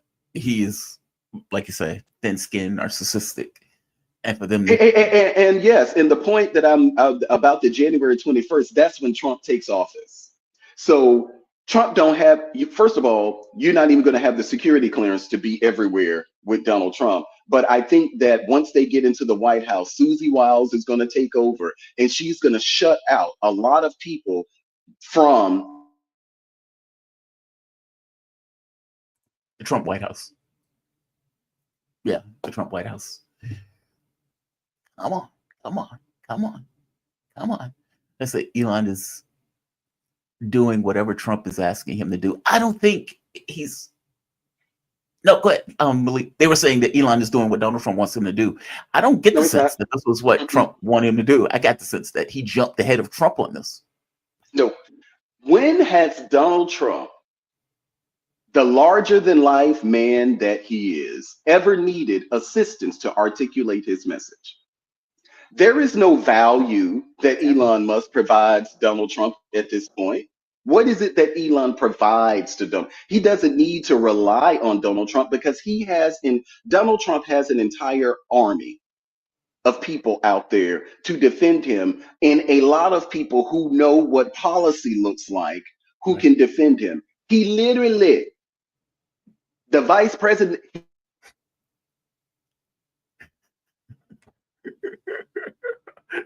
The shadow president label is petulant left-wing talking point. Oh, I don't think it is. I don't think it is. I mean, look, they're using it clearly because it's going to annoy the hell out of Trump. It's that he appoints people who he believes can help him. Yes, that is true. But Musk jumped ahead on this big time. I mean, in fact, I go further. Oh, go ahead, Malik. I'm sorry. yeah, you know, and I get why people are enamored with Elon Musk, but what you have to understand is that we did not Vote for him. We didn't vote for him. All right. Your signal is struggling on this one. Yeah, the connection. So let's switch and try to come back to another, use one of my other Wi-Fi signals or something, because I don't know what's going on with this. I mean, look, it happens. I agree with you on this. Nobody voted for Elon Musk. The audience is saying that this is a left-wing talking point, that he is a shadow president. I do agree that the left is using this to, poke him. And, because as you point out, Donald Trump is not necessarily going to be all that enamored with the idea that somebody else is, his alter ego or something like that. I don't think he wants that level of publicity going to Elon Musk, especially since Musk got no votes. They are saying, though, that they're going to try to get rid of $2 trillion in spending. Do you see that happening at all? I mean, I don't. Look, we are $2 trillion deficit each year at this point, even under the Biden administration. I think it was 1.5 trillion one year, and then another 2 trillion another year. I don't know how you're going to do that. At the moment that you sit down and you look at the budget and you say, okay, I'm going to cut this, you're going to get people screaming from all segments of the population. There was something else that took place, though. Donald Trump, weirdly enough, okay, let me explain it this way. There are two things that take place. There's this budget fight, and then there's a debt ceiling fight. The budget fight has to do with keeping the government open. The debt ceiling has to do with increasing the debt ceiling, the amount of money that the government is allowed to spend over the course of a period of time. And that number has just kept going up and up and up and higher and higher and higher. Now, the debt ceiling, it's not a real thing. It's something, it's this quirk. It's a factor of law. It's like a legal fiction that's just kind of there that needs to be attended to, because if you don't attend to it, you can't increase the debt higher. And so we get into these weird fights, especially under the Obama administration, where Mitch McConnell and John Boehner came up with this idea of, I know, we can stick it to Obama. We can screw Obama's presidency over by forcing him to negotiate on the issue of the debt ceiling. Because if the debt ceiling is not raised, the world collapses, meaning this fundamentally collapses the economy of not just the United States, but it loses and destroys any notion of confidence in the American economy across the world. Meaning they were calling us apocalyptic economically, if indeed the debt ceiling wasn't raised. So the president, all things being equal, has a responsibility of dealing with the country and dealing with the affairs and the full faith and credit of the United States. And if indeed they don't raise it, this will look bad on Obama. And so the thought was that Obama is forced to negotiate with us on this issue of the debt ceiling. First time around, Obama did that. He did. It was a new phenomenon. It wasn't something that has ever happened before, because people are not so irresponsible to effectively use the debt ceiling in that way. Fast forward to the next time around, and Obama wouldn't touch it. He was like, I'm not touching this. Screw it. You created this issue. You fixed this issue. I'm not going to touch it. And you could see this level of panic that was on Mitch McConnell as it got closer and closer and closer, where McConnell was like, well, Obama should just raise it. Obama should just raise it. Well, because at that point, he had worked himself into a corner. All right. This has been something, though, that Republicans have started to use more often to go after Democrats, especially when they're in positions of authority. Now, this is greatly problematic. And part of the problem associated with this is the first time you do it, it's novel.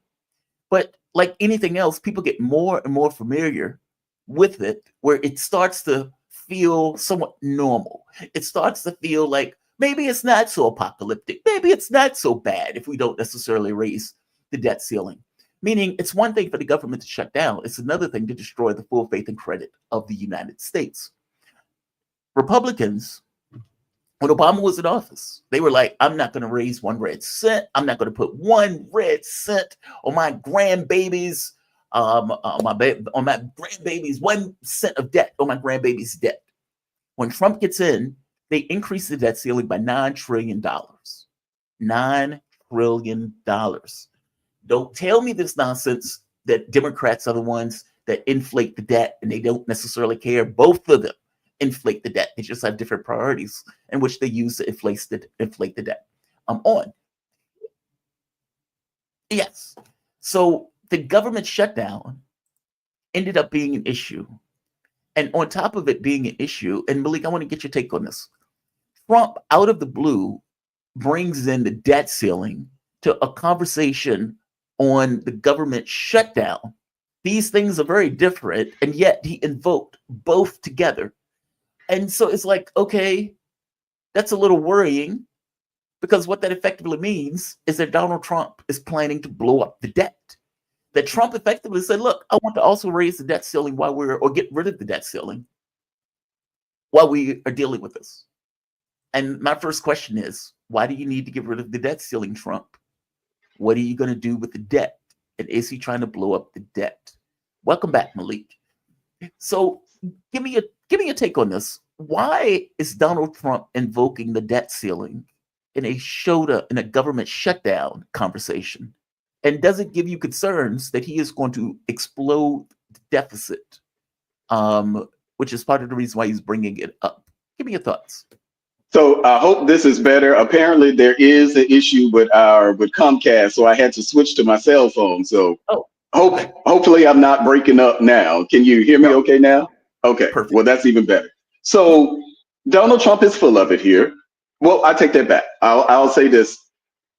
From what I'm hearing, people are saying that Donald Trump had wanted this part of the deal all along as far as the debt ceiling. I don't believe that, simply because Mike Johnson has been around Donald Trump far too many times now. And if that is something that Donald Trump was willing to go to bat for, this whole debt ceiling deal, then Mike Johnson, literally, because this dude is around, whether it's football games, MMA fights, Mar-a-Lago, the plane, wherever, Mike Johnson is always around. So I refuse to believe that Mike Johnson would have known that Donald Trump was serious about the debt ceiling negotiations and then just said, I ain't gonna put that in there. Because this is something that, as you talked about before, this is perfunctory. This is something that happens literally, much like the budget though, but this is something that you must do every single year. Like, we have to raise the debt ceiling. There is no way of getting around it. There is no way to lower it. You have to do it every single year. And Donald Trump knows that. Now, what people don't realize about this is that when the government shut down, because people want the government to shut down. And I know a lot of our audience, when we had the show, they were fine with the government shutting down. December 20th, 2018 is the day that Donald Trump shut the government down in 2018. It did not reopen until January 25th, 2019, because Donald Trump shut the government down because Nancy Pelosi refused to, and Democrats refused to fund his border wall funding request. So he did shut the government down right before Christmas. We got to January 19th, Donald Trump was giving a speech talking about the fact that Democrats refused to work with him. The government was still shut down at this point. The next week, January 25th, Donald Trump comes out at the White House, announces that the government has officially reopened and that but what he didn't say is that there was no border wall funding as part of when the government opened back up. So Donald Trump did exactly what these people want Republicans to do now, and it didn't work well for Donald Trump at all. Nothing good came out of that. And so what people are willing to do, which is why another reason I will never, ever, ever, ever support a government shutdown, because it allows Congress to just get paid $174,000 a year, not even working the days that most Americans work. Because what it ends up doing, that we get back to this same spot over and over again, where members of Congress, ain't nobody talking about, well, why won't members of Congress dock their own pay during this time? You ain't go ever hear nobody. Now you may hear one or two people talk about, let's introduce a bill to make sure that members of Congress don't get paid during the government shutdown. No, they always want to pass it along to somebody else. So what I'm not willing to do for somebody who gets paid $174,000 a year is to co-sign them. I don't care if it's for 1 day. I don't care if it's for 100 days. I don't care if it's $1 or $10,000 that people might be missing out on, especially around the holiday season, simply because Congress decided not to do its job. It ain't got nothing to do with them. Members of Congress decided to not do their job. So Donald Trump is playing. I don't know what the angle here. He is right. I will say that on this budget debt ceiling negotiations, because when the government reopened in that January, and I think it was a CR until like February or something like that, or March. When the government reopened, as part of those those negotiations, Donald Trump and Nancy Pelosi had an agreement on the debt ceiling. The reason that no one remembers debt ceiling negotiations in 2020 as we were dealing with COVID is because in the previous year, Donald Trump and Nancy Pelosi had agreed to extend the debt ceiling for an additional 2 years. That's why the fight didn't come back up until Biden got in office, because they had this agreement. So that's what Donald Trump is trying to do. So I understand on the one end why he wants it as part of this deal, because the last deal that he had worked on with Nancy Pelosi included the same thing. So there is no reason for Democrats to even be against the debt ceiling negotiations being part of the deal, because it has to be done whether it's now. Nothing's going to change about those negotiations. But I think Donald Trump throwing this monkey wrench at the last minute, right ahead of, like literally right at the last minute, and he's actually not asking for much that's different other than the individual bill. So, a standalone bill for the, farm bill, standalone bill for the Hurricane Milton. So that's what he's asking for in addition to the debt ceiling.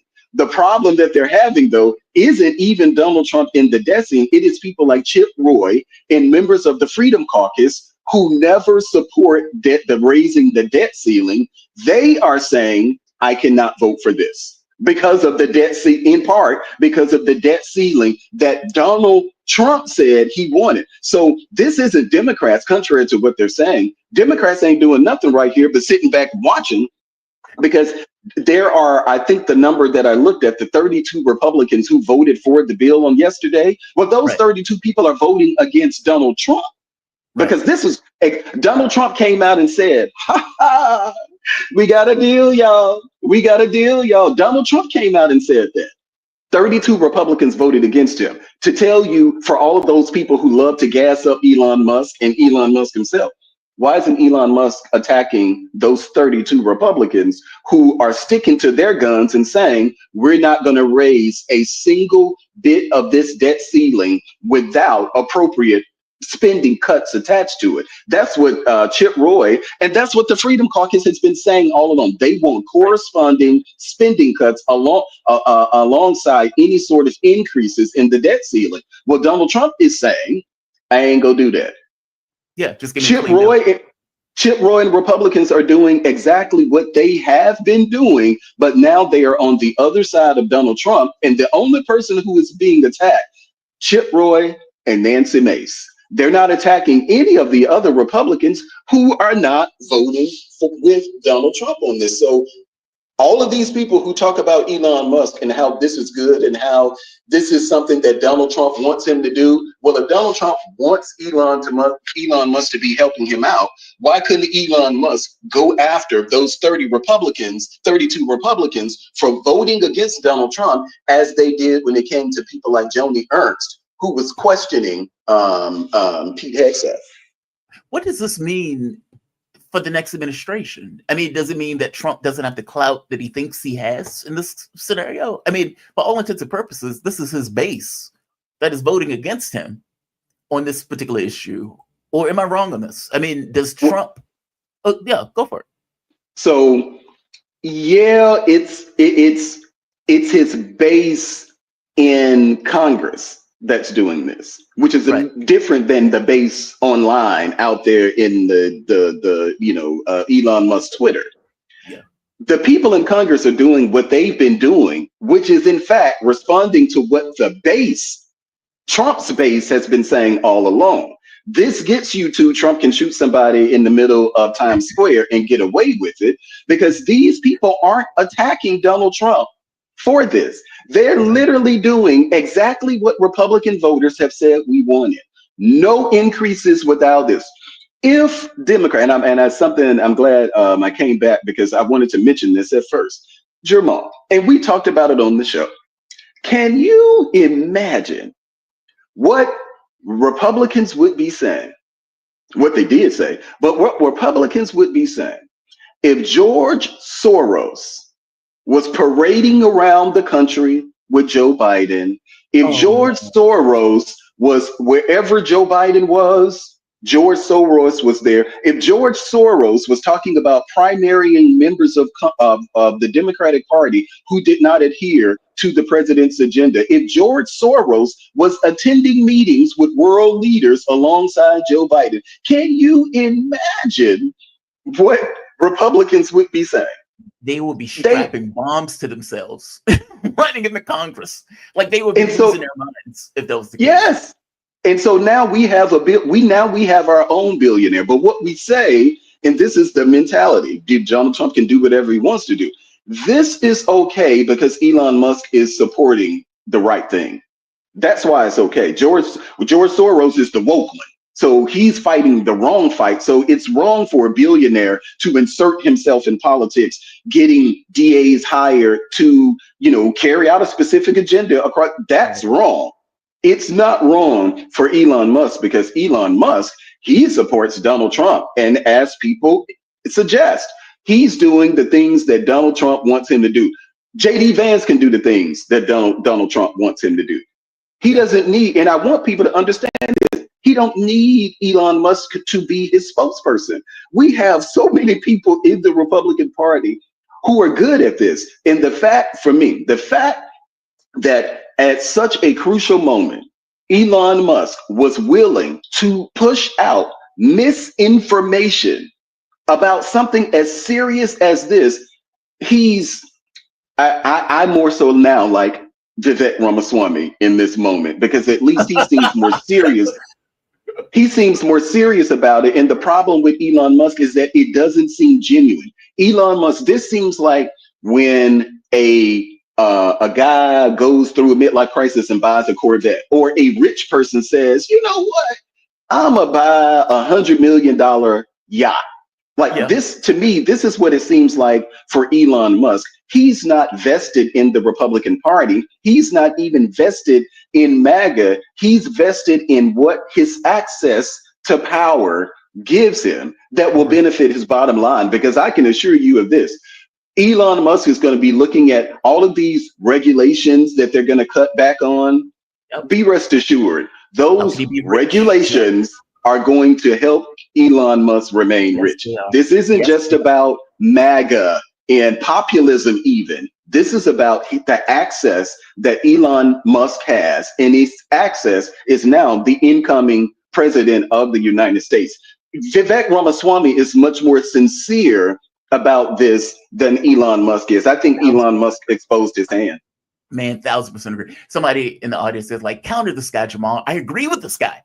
I mean, I don't want a billionaire running around with the like, I don't believe for a moment. I think Elon Musk has a dog in this hunt in the sense of I could be richer. I can get regulations removed. I can influence the president of the United States. Hell, I can kill bills now.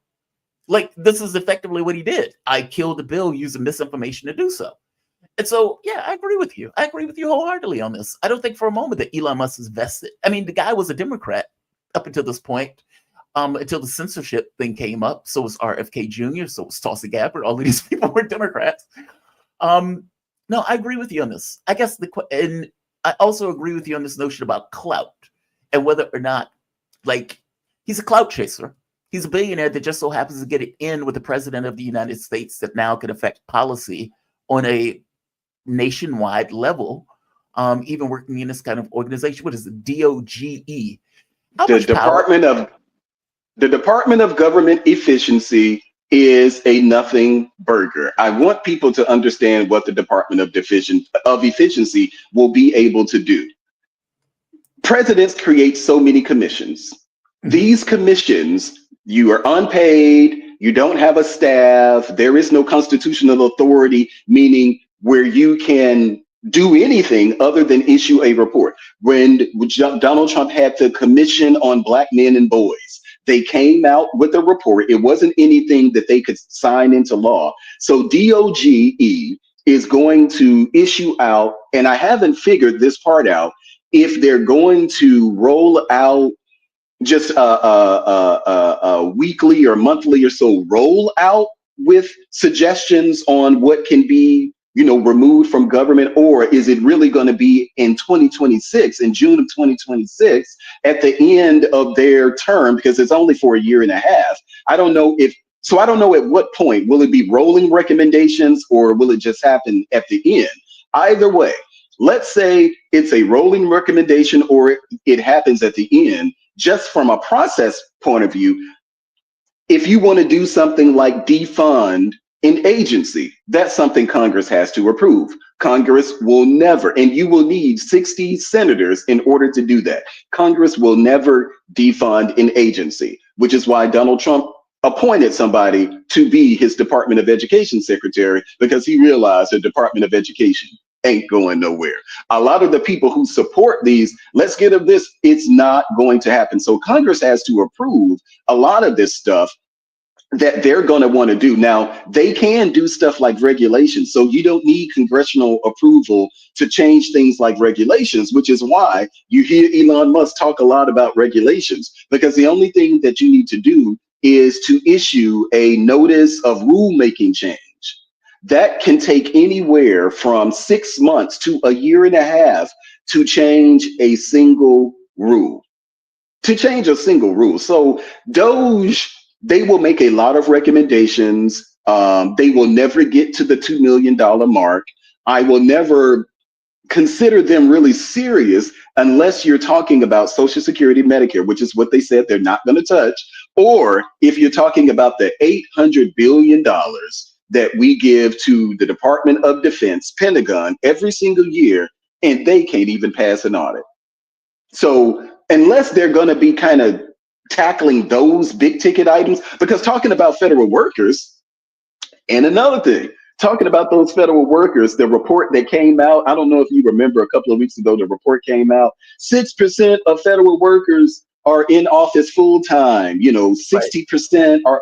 Well, I did a little podcast on that. And when you go and look the top line, when you click on the article that's cited in the Joni Ernst report about these federal government workers at home, you go to the top of that report, it shows that the report has been updated to reflect the fact that the survey was a non-scientific survey of self-selected and self-identified government workers. Are you So serious? it, That I is so encourage you. man. I encourage you guys. This is called the Fed Ed Weekly or something. I'm not making this up. It literally says at the top, the editor's note at the top, that it was a non-scientific survey. So all of these people are just made it up. They just made it up. I mean, for all intents and purposes, I mean, they just wanted the headline. It wasn't like I didn't cover that story, but I remember seeing it floating around in the background. I got to be honest. I tend to be less reactive with that stuff because I know oftentimes either it's not true or it's trying to insinuate something else. So it's kind of like, okay, that's interesting. You just move on. I didn't necessarily dig into it. It sounded dodgy to me just because the number was so low. Like 60% is like, okay, that don't sound right. That's pretty low. I mean, you know, we wouldn't even have anybody in our offices if that was the case. Good to know, man. Thank you for this, Malik. I great rundown. You had the audience agreeing with you on this one. They was like facts, Malik, facts. So I'm gonna come. I need to check. I don't want to get out ahead of myself here, but I don't think because I feel like I need to make up some for all of this wireless internet coming in and out. But I'll text you because I want to. If you haven't already scheduled for Monday, I'll come back. Welcome. I'll come back Monday morning. But I'll text you to see if I have a conflict. I can't remember if I do though. I will pencil you in, man. Thank you for this, man. Of course, me, man. Always of course. And I agree with you. The guy was like, counter this guy. It's like, counter what?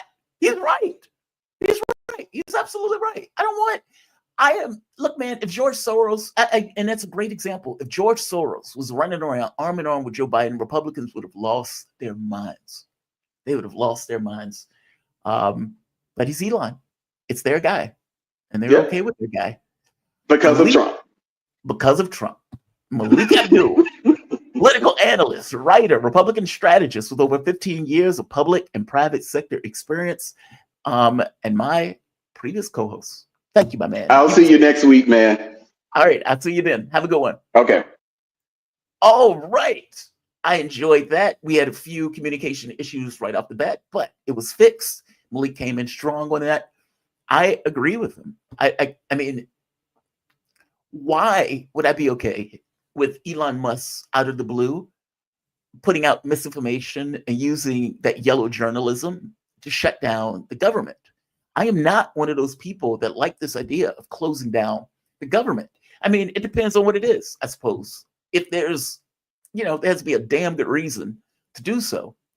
This was an agreement that was purely a continuing resolution just out into March. Basically, Trump would have had the ability to work with Congress to come up with another budget deal in 2 months, give or take. I mean, he gets in office on January 20th, so about 2 months. He would have had the ability to work with Congress to shape the government that he would have wanted. So why do I care for a continuing resolution that was only going to be for 3 months just to get you over the Christmas break and into the new year? Why would I care about that?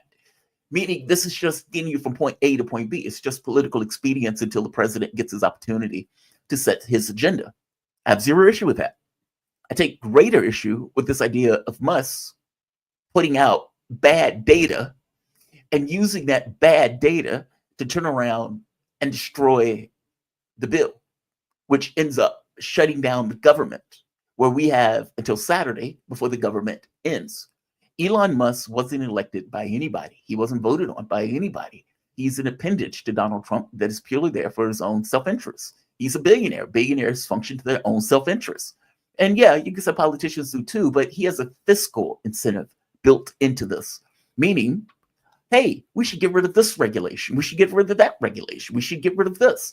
And all of those things, and many of those things I would wager, is going to end up benefiting Elon Musk's bottom dollar. If this is not a fascist regime, and I don't mean this in a sense of this kind of dictatorial power, I mean it in the old definition of it, of this kind of merger between state and private corporations merging together in regards to the issues of policy. This is effectively what this is. You have multiple millionaires or billionaires that are basically huddled around Trump. It's weird because the Democratic Party has failed so monstrously that they have put themselves in the situation where a blue-collar billionaire gets the worker vote over the Democratic Party that's supposed to be the party of workers. Meaning, if you remember, the Democratic Party was supposed to be this kind of release valve to the capitalistic system.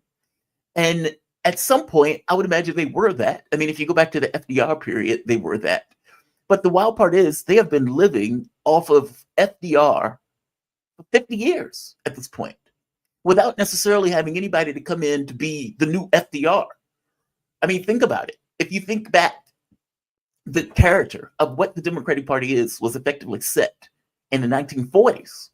And that character has reverberated through the years, going all the way up to Carter, Bill Clinton, etc. I don't think that's necessarily true today, though. They may see themselves as that way. They may talk about themselves as that way. But every Democrat that I've come across has been effectively an elitist, arrogant asshole. In general, I'm not going to paint a broad brush and say everybody falls into this thing, but the Democrats that I end up talking to and just, moseying around, they feel superior. They feel like they're better. They feel like they're brighter and smarter. They come across more arrogant. And they somehow believe that they're morally superior, despite the fact that a lot of the stuff they're doing is pure virtue signaling. It's not necessarily reality. Neil deGrasse Tyson, we got into that pissing match with Piers Morgan about trans sports, effectively saying that we should do, what did he say, hormone levels or something, basically using ideology over science and trying to merge the two as if that these things were one-to-one when purely what was talking was ideology. I get a sense a lot of that takes place within the Democratic Party and the way that they effectively operate. But they lost the argument. Meaning, regardless of any of this, they lost the argument.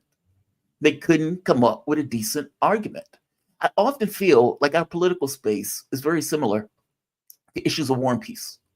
That they would use, let's say, a cudgel in order to convince, to cajole, or to get people to go in a particular direction, knowing full well that there's a consequence at the end of it if they don't go in that direction. So for Democrats, they would say, you have nowhere else to go. You have nowhere else to go. You have to vote for this particular Democrat. I know they're milquetoast. I know they're not really going to do anything in real terms. They're going to say certain things that you're going to like, and they're going to be, more amenable to the different demographics, but they're not really going to do anything in earnest, in real terms, that's going to change the context of the way things operate on the ground in any significant way. However, the Republican is going to be worse. And because they're going to be worse, you have to just accept that Democrat. Now, my argument is that that model needs to be broken. And the only way you can really break that model is to let him fail. I understand. I get it. There are consequences.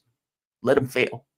Because the reality of it is you cannot change a political party by continuing to support the political party and expect that somewhere along the way it's going to magically become something else.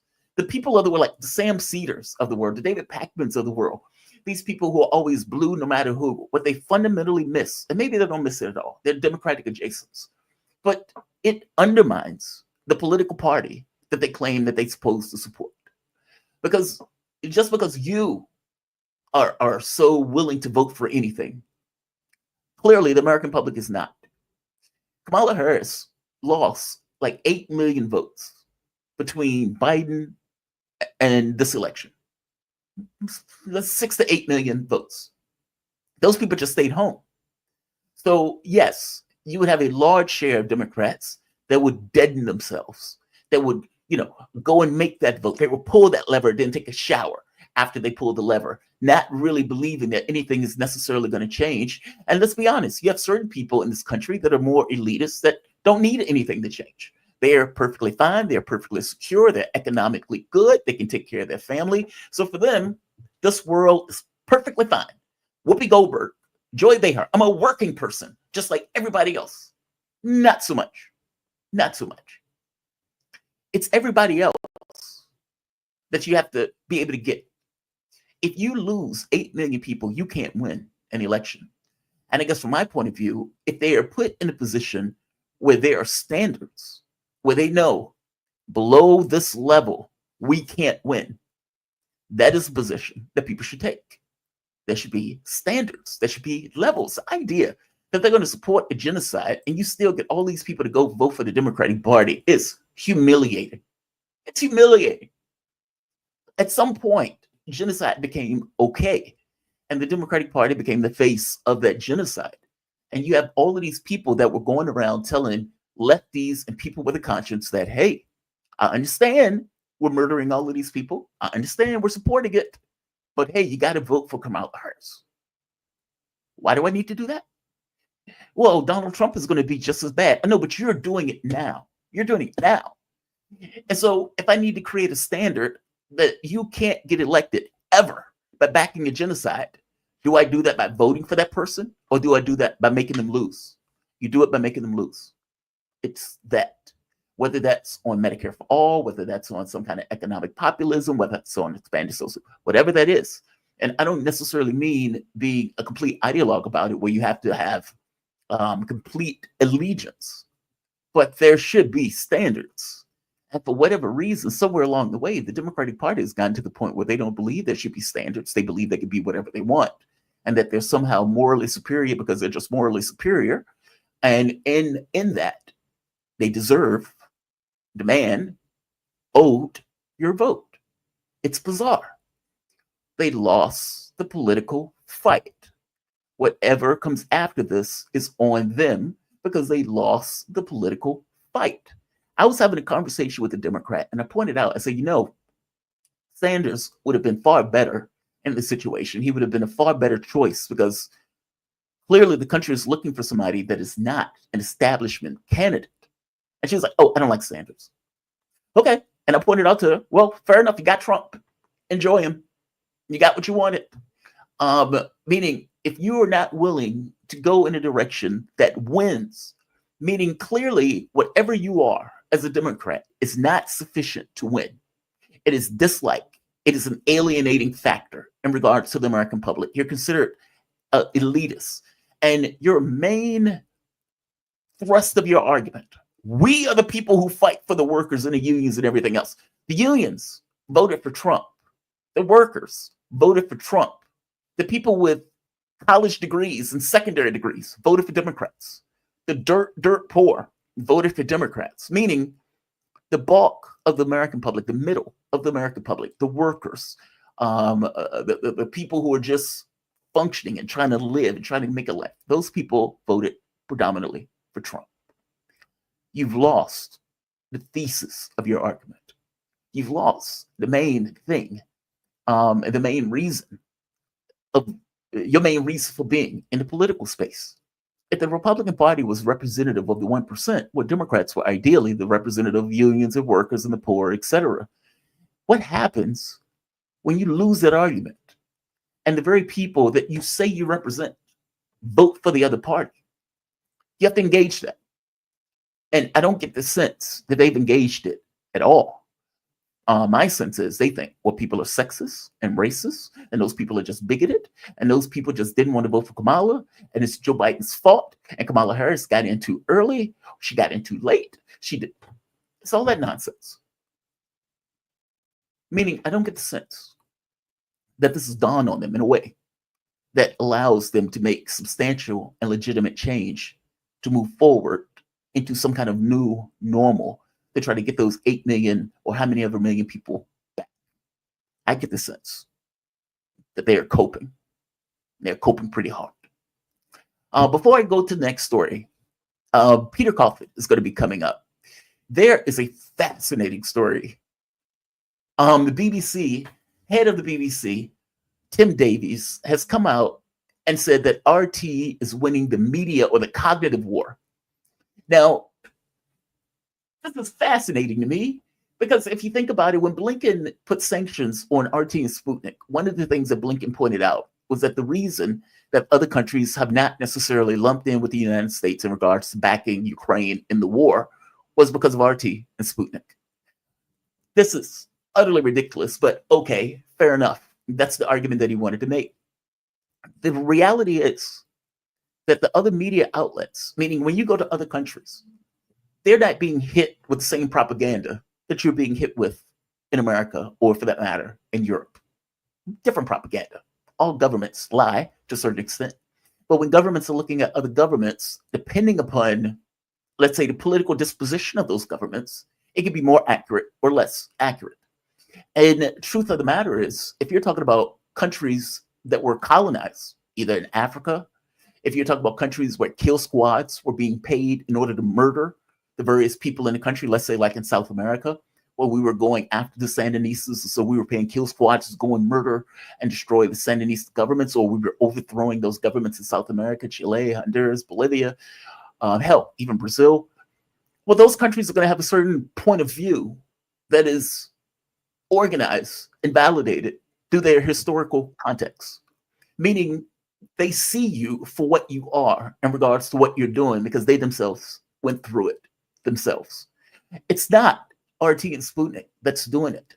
The reality of it is, if you're talking about China, if you talk about Russia, our relationships with these various countries, or their relationship with those various countries, building infrastructure, building pipelines, building or giving away food. Russia is apparently giving away its cancer vaccine, which is just wild. They were giving away the COVID vaccine. The U.S., instead of giving it away, the U.S., if you look at the Health and Human Services report, there's an element in that report, I believe during the Trump administration, called combating malign actors. And in that report, they brag about ensuring that Brazil didn't use the Chinese or the Russian COVID vaccine, saying that this was vaccine diplomacy that was being used in order to ingratiate China and Russia with the various governments. Well, no duh. Why wouldn't they do that? What they're missing is that they were giving away the vaccine. Brazil ended up with like 600, 700,000 people that died from COVID. The idea that you're bragging about getting all of these people killed is outrageous. I'm saying there's a difference in the way that the U.S. engages countries in building military bases and extracting resources from those countries through things like the IMF and those organizations like that, versus the way China and Russia deals with those countries. So yeah, their relationship, when they're looking at what's happening in Ukraine, they're looking at it from the standpoint of, well, NATO is clearly expanding to the borders of Russia. NATO clearly overthrew the government of Ukraine, or the U.S. clearly overthrew the government of Ukraine, meaning this is the lens to which they're looking at it. That's not an RT thing. That's not really a Sputnik thing. That's more of a through their own lens thing. Not to mention the Western media often just lies, and they get caught in those lies. Coming up is going to be Peter Kaufman. He's supposed to be here at 9:15. He may be running a little bit late. One of the stories. Oh, right. RT, winning the cognitive war.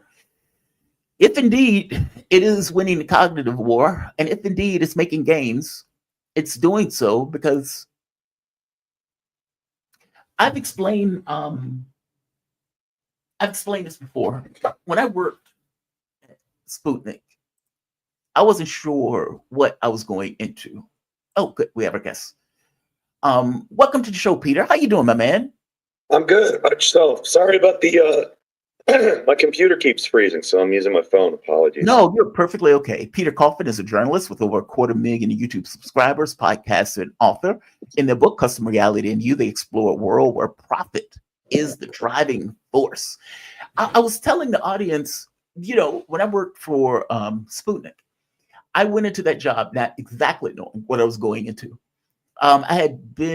They had brought me on for like a year or so where I would give commentary, just political commentary. Nobody ever pushed me. Nobody ever said, hey, you need to go and say this. I never had a conversation with Vladimir Putin, none of that nonsense. But that was the way what a people shame. talked about it. Yeah, right. I know, right? I mean, that would have actually been a cool thing. I would have loved to go to Russia. But either way, I went into that and I thought, okay, well, I'm gonna keep my channel just in case. Meaning if I feel like I'm being pressured, if I feel like I'm being pushed in a particular direction or maneuver, I can always leave. I can always call it a day, call it quits.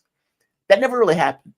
And what I realized was what they do, if you're talking about Sputnik and RT, they've realized that the West has built itself up on so many lies that they only need to just tell the truth. Like, it's just, all right, Yeah. what's the reality of the story? Just tell that. And so what the West is calling propaganda is effectively opposition, but the opposition is not necessarily wrong. The only time we used to get, when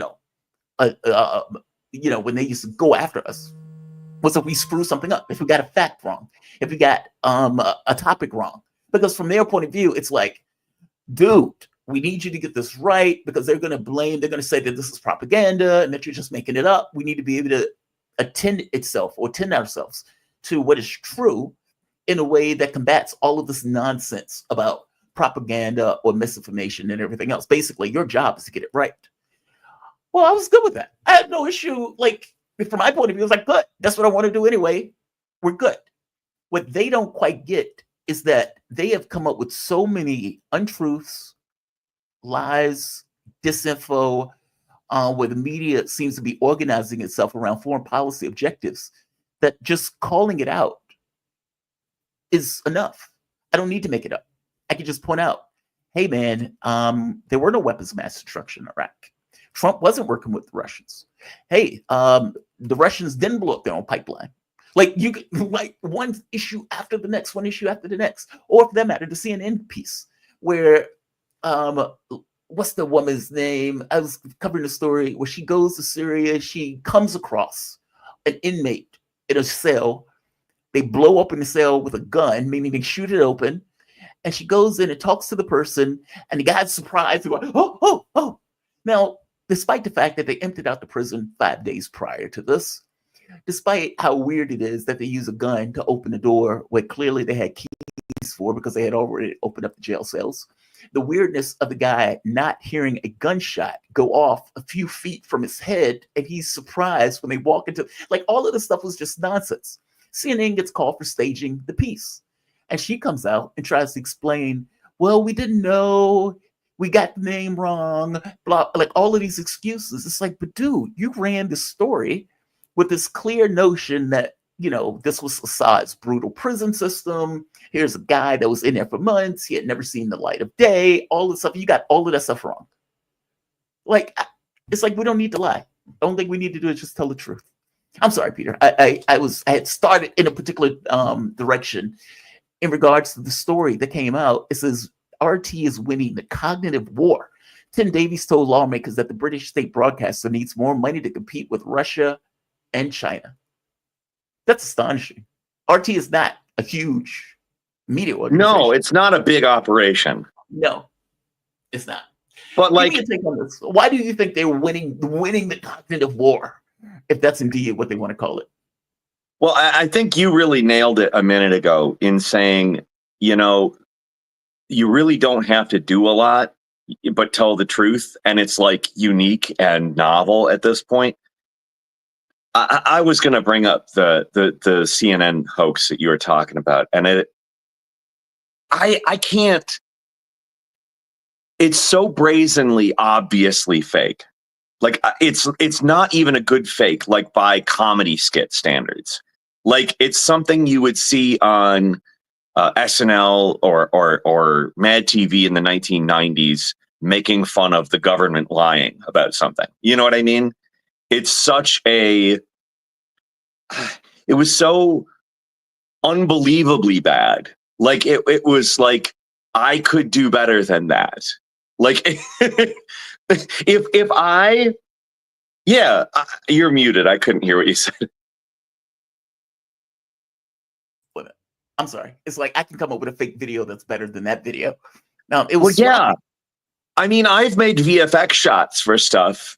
Like, in particular, nowadays, I use AI to make music videos. I have a band called That Darn Racket. I make music videos, and do you? I mean, you're capable of making something good, like, or at least not terrible.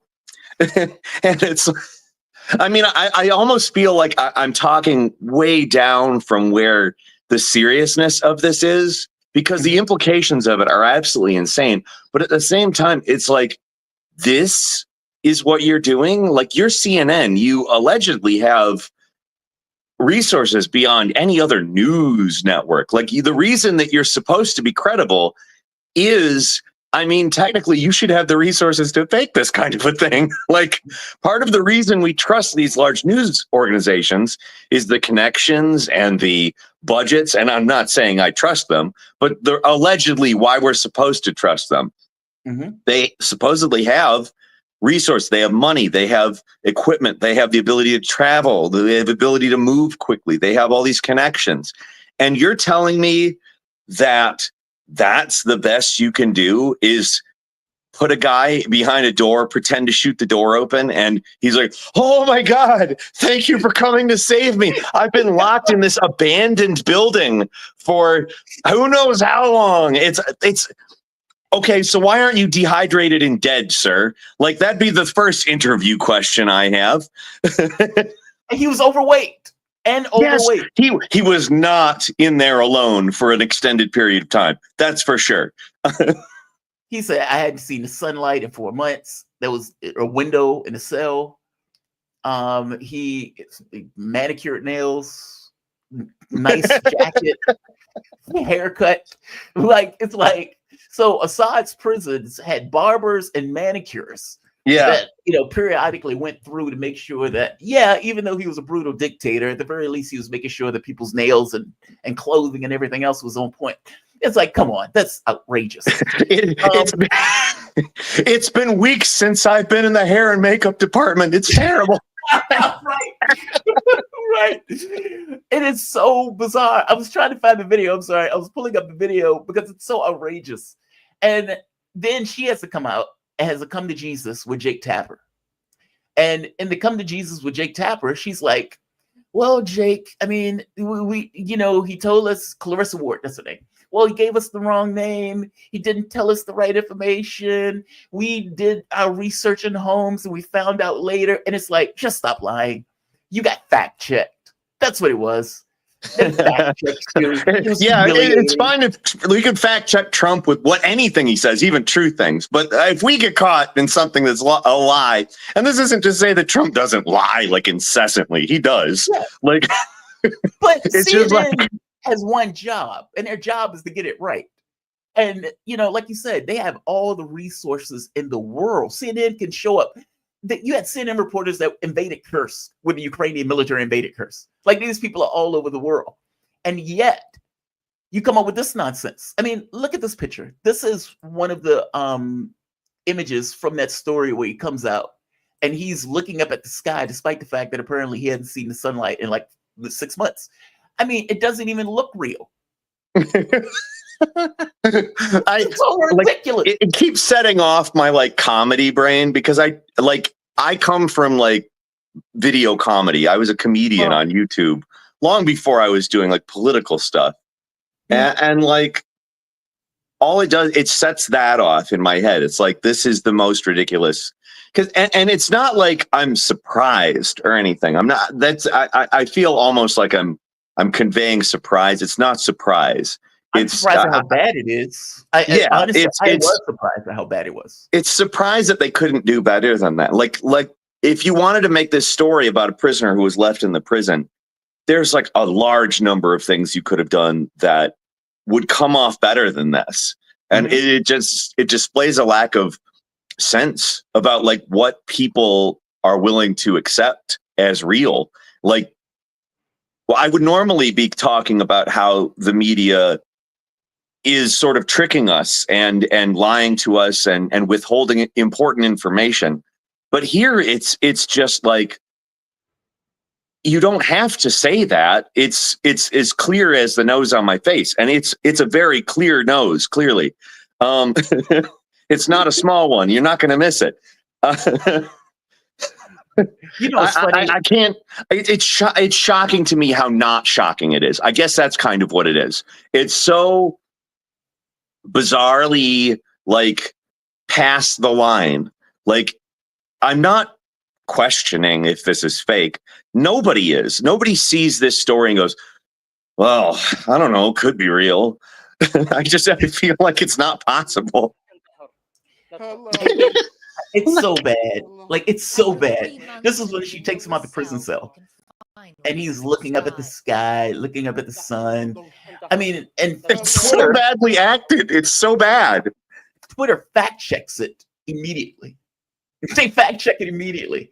And then you get another organization that fact checks it on top of that fact check. And at that point, CNN, I was looking for the video where Leslie Stahl goes on, not Leslie Stahl, Clarissa Ward goes on Jake Tapper because she has to explain herself. I mean, the entire media space was pointing out this story is so fake. How is it this fake, et cetera, et cetera. And so she goes on and has to explain herself. Like, it's so bad. And I guess that was the part that shocked me more than anything else. For CNN, they get fact checked, and all around the world, everybody points out this story is staged. That is deeply humiliating. It is. What's her name? Leslie Stahl came out and said the trust in media is being degraded. And she said, you know, she was mad at Elon Musk because Elon Musk effectively said legacy media is dead. And as I was pointing out, it's dead because of stuff like that. Yep. Good job. I mean, last time you and I talked, we talked a lot about the ways in which that they have lied about Trump. Like I recently re-edited our conversation and put it up on my YouTube channel because it contained a lot of good examples of this specific thing. Like they've done so much to undermine trust in the media. And, you know, last year I was in Portland with Caleb Maupin and CPI. That's the Center for Political Innovation. And I was talking in front of a lot of people about how they're trying to sell like the fake aspects of the media as people are like, they say things like media literacy is at an all-time low. Right. And it's like, no, us not believing you is at an all-time high. And it keeps getting higher. It's not that we're illiterate. We know what you're doing. That's the problem for you, actually. You know? And it's clear that, like, if this is the level they're going to do this, it's almost so bad. I wonder if it's like this bad on purpose to like set up some kind of the whole media has to come to Jesus. And now suddenly we're going to work at being very credible because we know how bad it's gotten. We're so sorry. I almost wonder if it's like that fake. You know what I mean? Like for them to be able to set up something obvious and apologize for it. It's that bad. Like it's such a bad thing. It almost seems on purpose. But they don't seem to like. Do you remember? I think I forget what's the woman who's on. I think she's on either CNN or MSNBC. I think she's on CNN. And she's on like Jimmy Kimmel or something like that. And she says, well, obviously media, we get it right. And the audience just laughed at her. And she's looking at the audience like, why are you laughing at that? Yeah, it was Colbert. It was Colbert. It was she was from CNN too. Yeah. And she was talking about bias. And I believe she said something along the lines, or no, Colbert said to her, you are supposed to be non-biased or something in the vein of that. And the audience just erupted in laughter. And this woman, she goes, or in Colbert, he goes, I didn't understand that was supposed to be a laugh line, but apparently it is. Yeah. I mean, but think about that. Like the entire audience laughs. Then like, it wasn't like, hey, we're going to talk to each other in order to come to a consensus on whether or not this is. No, they laughed because from their point of view, well, bias. Obviously, they're biased. Like it was like the audience just knew in a gut level. I found the clip. This is a clip where she has to explain herself to Jake Tapper. Oh. Because after all, it's humiliating. And keep in mind, Clarissa Ward has gotten caught a few times faking stories. Clarissa Ward, in fact, was the one who she wrote this piece, or there was a piece that she wrote where she was saying effectively that, and I'm using the term radicalized during the Syrian war, where she thought the Obama administration wasn't doing enough, that she's like, it's not that I'm saying that they need to overthrow the government, but, you know, kind of saying they need to overthrow the government. And she was sending like dirty letters to people in the Obama administration on the fact that they didn't overthrow Bashar al-Assad. Like, that's the person who's going over there. That's who Clarissa Ward is. So she has to explain herself. She was the one with the chemical bags when they were supposed to be a chemical weapon strike in Syria. She was smelling the book bag. She was like, "Is this the book bag?" That's it. Ooh, this smells like anthrax. This smells like chemical weapons. Like it was stuff like that, or her throwing her body to the ground, saying, "Oh my God, they're firing on us." And her and the cameraman were laying on the ground. They were still filming, and come to find out it was fake. Like she's made stuff up before, so she has to go on Jake Tapper and explain how did you guys screw this up to this degree and humiliate yourself in this network on this level. I want to get your take on the way she tries to describe this. I was yelling at this video the other day because I was like, dude, don't play this like you just did additional investigation and you found out as you investigated further, you got fact checked. That's what it was. Let's play the clip. So what do we know about this man now? Well, Jake, obviously from the minute we witnessed this astonishing moment, we were trying to dig up more information on this prisoner. We weren't able to find anything with the name he gave us, Adel Khurbal. But in the days after our report aired, CNN started talking to people in the city of Homs who told us that his real name is, in fact, Salama Mohammed Salama. Again, that's not something they found. That was something the fact check found. This is what's, God, man, this story is annoying the hell out of me. The fact check found that out. CNN didn't figure that out. And do you think for a moment that they would have went back over this story if indeed they weren't fact checked? Meaning, would this have been a story that they just would have hit and they would have moved on and they would have went to whatever new propaganda piece that they were going for? They got dragged back to the story because they found that they screwed it up. That's my take. Let me just finish this clip. He is reportedly a lieutenant in the Air Force Intelligence Directorate. He is also known as Abu Hamza.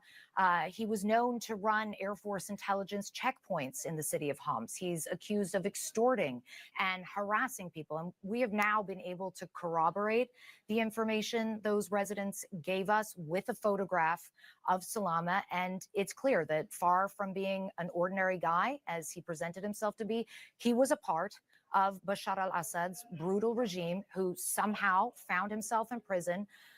We don't know why he was arrested. The fact-checking website Verify SY has said that he was held in the prison where we found him for 1 month because of some kind of a disagreement over profit sharing of extorted funds with a higher-ranking officer.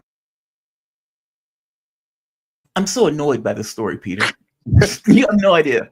Because man, anybody who has any kind of relationship with that woman in real life, oof, I would. That's a lying ass bitch right there. I'm sorry. Holy shit! I haven't seen that clip, but whoa.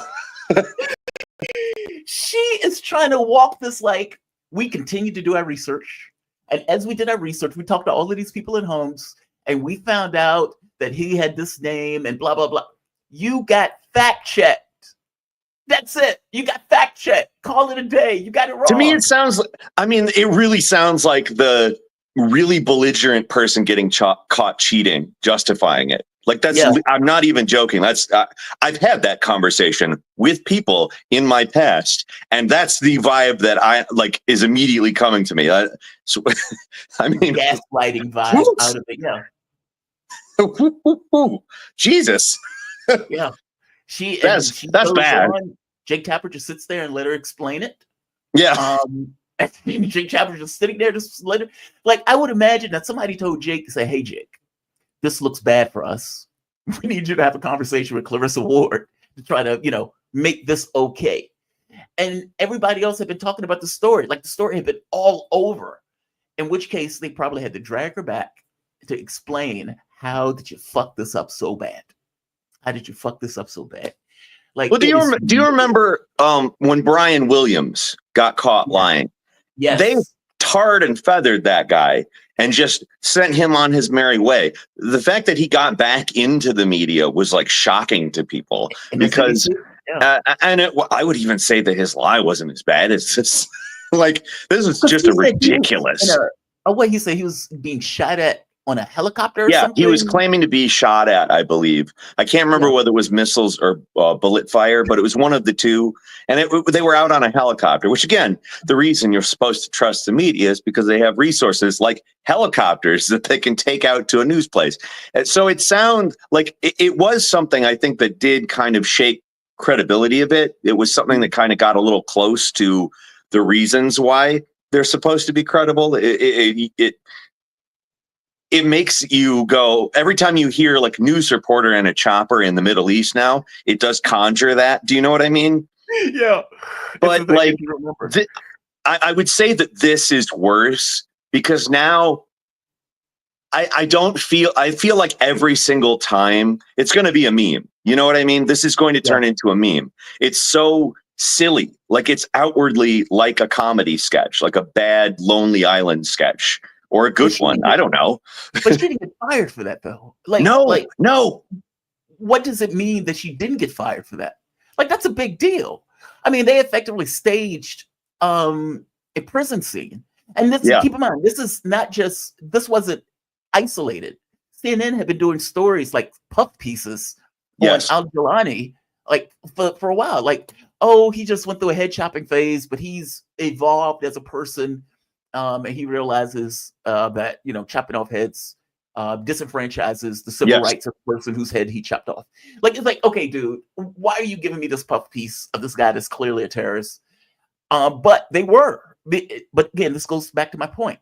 This idea of foreign policy shaping the media space, meaning media and foreign policy working hand in hand in order to affect the narrative as it goes forward.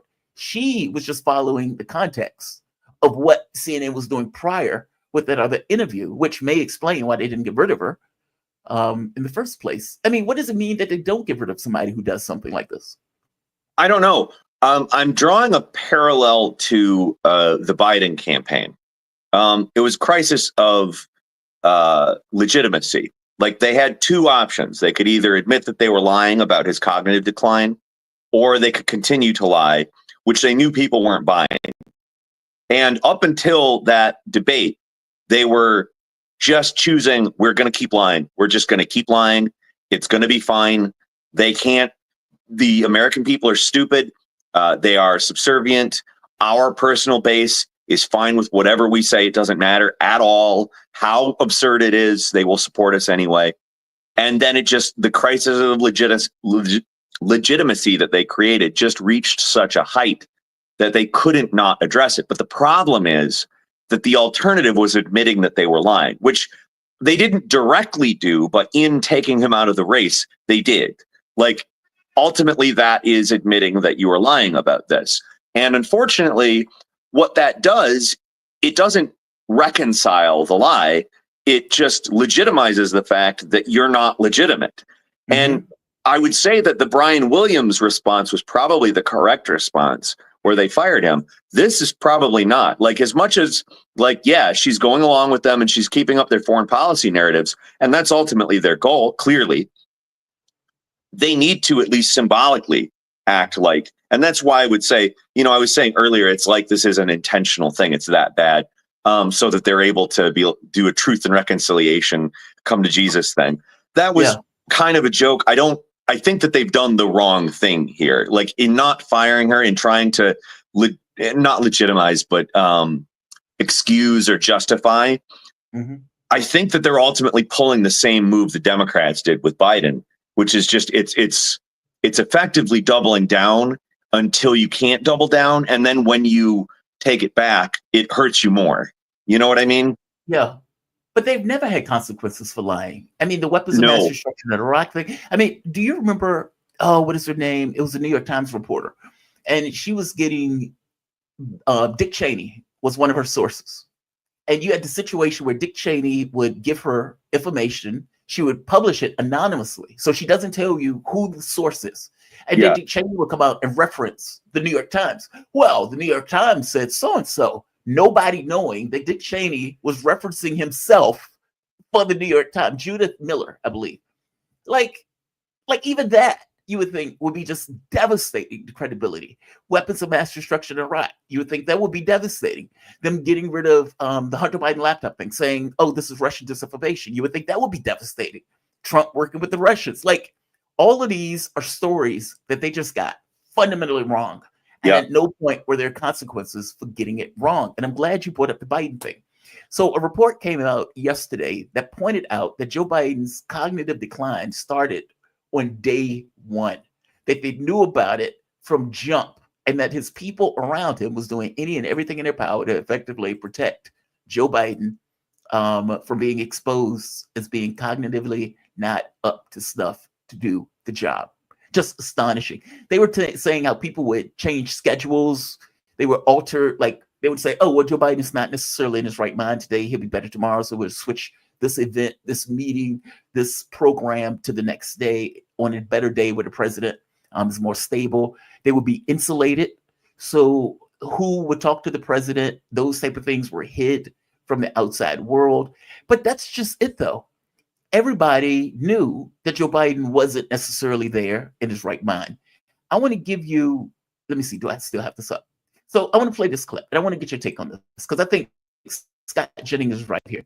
He eviscerates CNN, basically making the same argument that you did. One of the biggest scandals has been the fact that they hid Joe Biden's cognitive fitness, that the president wasn't cognitively there enough to do the job. He wasn't qualified in a mental sense to do the job, or for them not even physical, to do the job, and that the media and the political space hid it from the American public.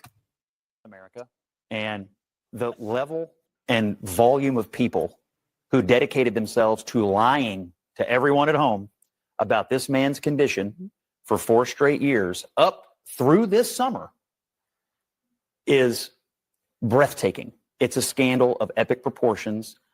And it's a fair question to ask, who is running the country? Who has been running the country? And as I said earlier, if you're worried about Donald Trump's advisors having influence, for the last 4 years, apparently this president, duly elected, but this president was not capable of fulfilling the duties of the office. And his staff and the White House lied about it and kept it from the American people. By the way, not just the staff, the media. The media. If you remember, anytime somebody would say something, they would say, well, that's fake news. Those are deep fakes. You can't say that about the president. And then the day after the debate, media was shell-shocked. And they were like, oh my God, we were lied to. And it's like, what do you mean you were lied to? No, you lied. You were the liars. Like, how did everybody else in the country know, but the device in the country that was supposed to be the news were completely unaware that the president was out of his mind? I mean, some of them legitimately looked like they were shocked. And it's like, what the hell is wrong? Like, how does the thing that is supposed to be the one in the know not know? Just bizarre. Well, if you remember, I continually said they're going to leave Biden in the race. And the reason I said that is because the alternative, actually acknowledging that they've been lying, is catastrophic in terms of their credibility. And it's unfortunate for them that there was an incident that forced them to address that. If they had not had that debate, if that was not something that happened, or that happened earlier in the day and he didn't come off so badly, I'm sorry, I didn't mean that to be funny, but I cracked my happened earlier in the day. Just make sure this before 4 p.m. Sorry, I derailed myself there. By the way, they pointed that out in an article too. That they had to schedule his meetings at a certain time of day because the president wasn't necessarily right in the mind at a particular time. Yeah, of day. Exactly.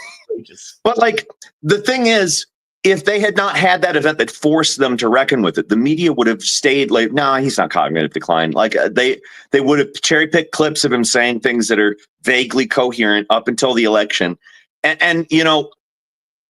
Ultimately, they had to. They couldn't not take him out of the race. They couldn't not address him the way that they were addressing him on the media. But that's the only reason that it changed. It's not because they were shocked by anything. That's fucking ridiculous. Anybody who thinks that is so naive that these people couldn't see that. Like, you could see that man talk and not even from the start of his presidency, during the campaign, during the previous campaign. There were times where it was questionable whether he was, I mean, he was a lot better. I'm not going to say he was not a lot better,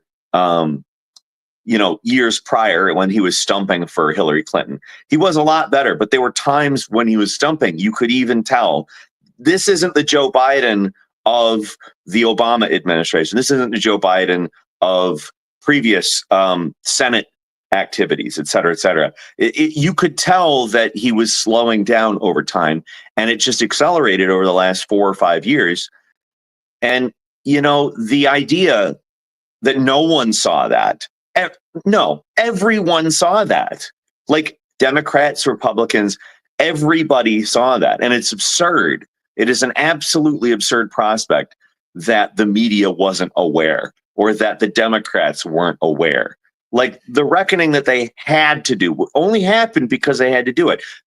I was so steadfast in the idea that they were keeping him in, specifically because lying was the only option that kept them more credible than the truth.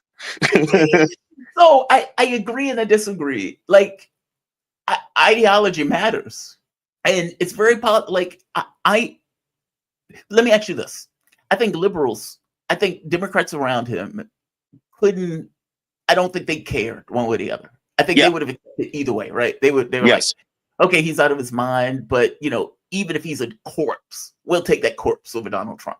So you were going to get 50, 60 million people who would have voted for a corpse either way. Sure. So put that to the side. Media, however, I do think some of them really did believe that all of this was made. Like, I really do think some of these guys work with blinders on, and that they're so either ideologically shaped that for some reason they don't see what everybody else sees. Like, because I used to often think, okay, are they lying or are they just comically delusional? I'm beginning to think that some of them are lying. I think some are comically delusional. I completely agree. I think it's a mix as well. I think that there are people who are just, it is absurd, the world that they live in at this point. It's because they literally, some of them like seem outright shocked. Like they were like, just like, oh my God, we've been lied to. It's like there's gambling in the establishment. And it's like, dude, what have you been looking at? What have you been watching? Like, some of these people are political actors and they don't care. Agreed, 1000%.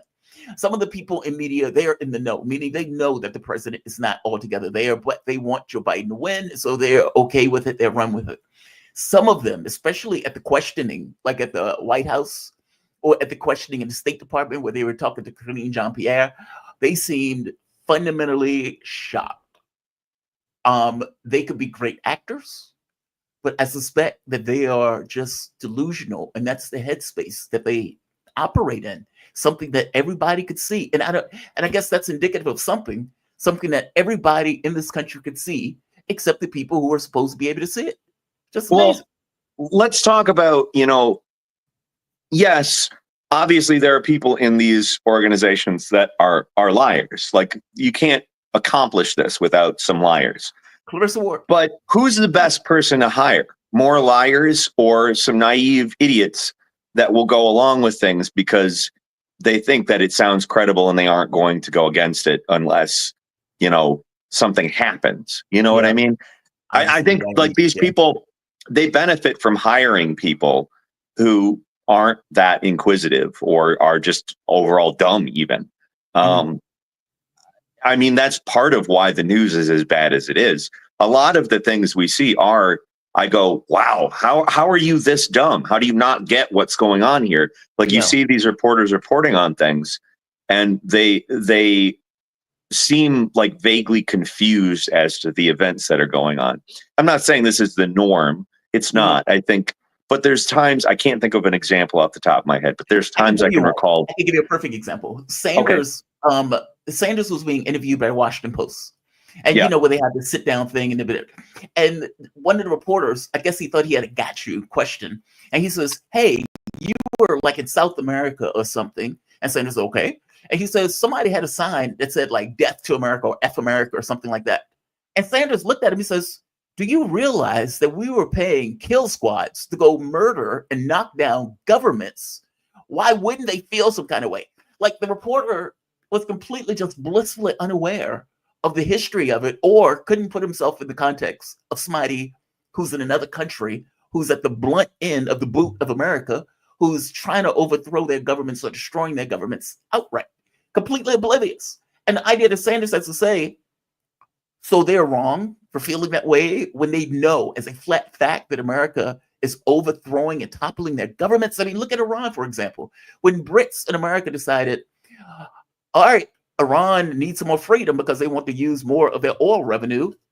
Okay, well, yeah, maybe they would have some kind of feelings about the fact that we overthrew their government and put in a dictator, a Shah, that we backed all the way through. Why wouldn't they feel some kind of way? It's like they take, I used to call it an American point of view, an American perspective. They put an American spin on everything and the way that they report the news. And it often, especially when it's foreign policy, there's a heavy spin on it. It's like anything that Russia does has to be bad. Even if it's something good, you have to add something bad to it in order to make it sound okay. Same thing with China.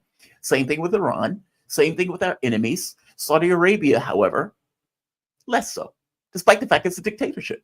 Every bit as much as Iran, right? Like it's very weird in the way that they do their media. And that's what I mean when I say I often can't figure out, are they this ideologically twisted? Or are they lying? And I'm part of me thinks that they're ideologically twisted. I think that I think that if I were an apparatus that were attempting to justify a certain point of view, and I'm not even going to specify, I think that the best people to hire at the most public facing level would be the least likely people to question me. Agreed. Agreed. Because A, I'm paying them, and B, they don't know better.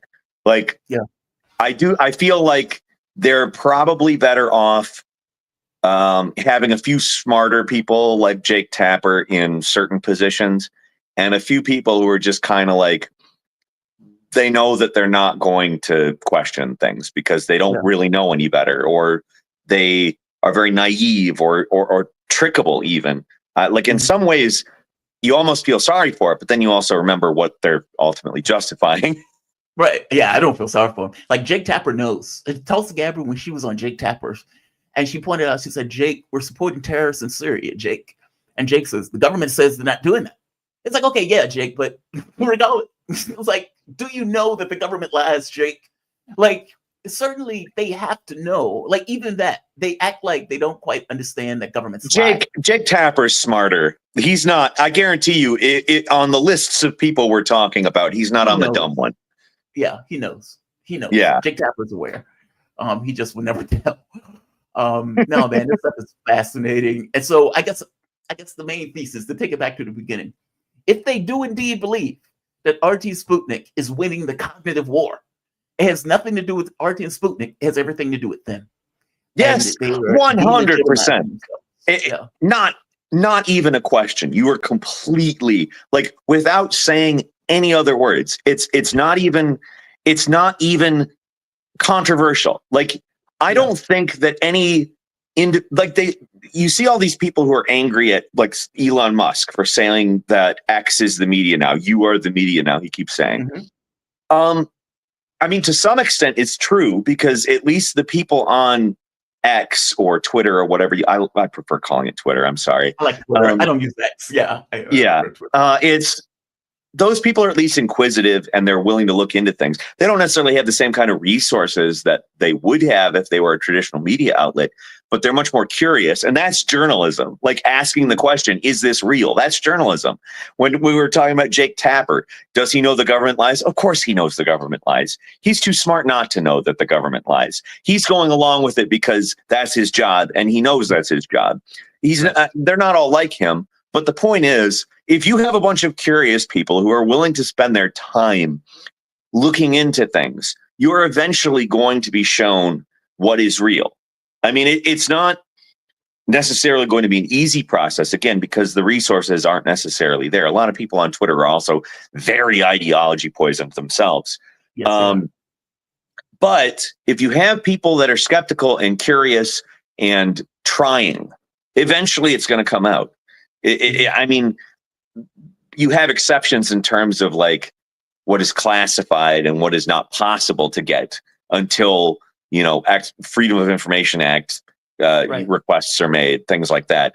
But, they'll make them, eventually. People will eventually want to know what happened, to the point where it can't sustain itself. And, the thing is, if the media, the legacy media, I would almost stop calling it the legacy media, because there's a lot of, what you would call new media outlets that have been acquired by what you would call legacy media. I would almost call it just like establishment or corporate media, or whatever you would want.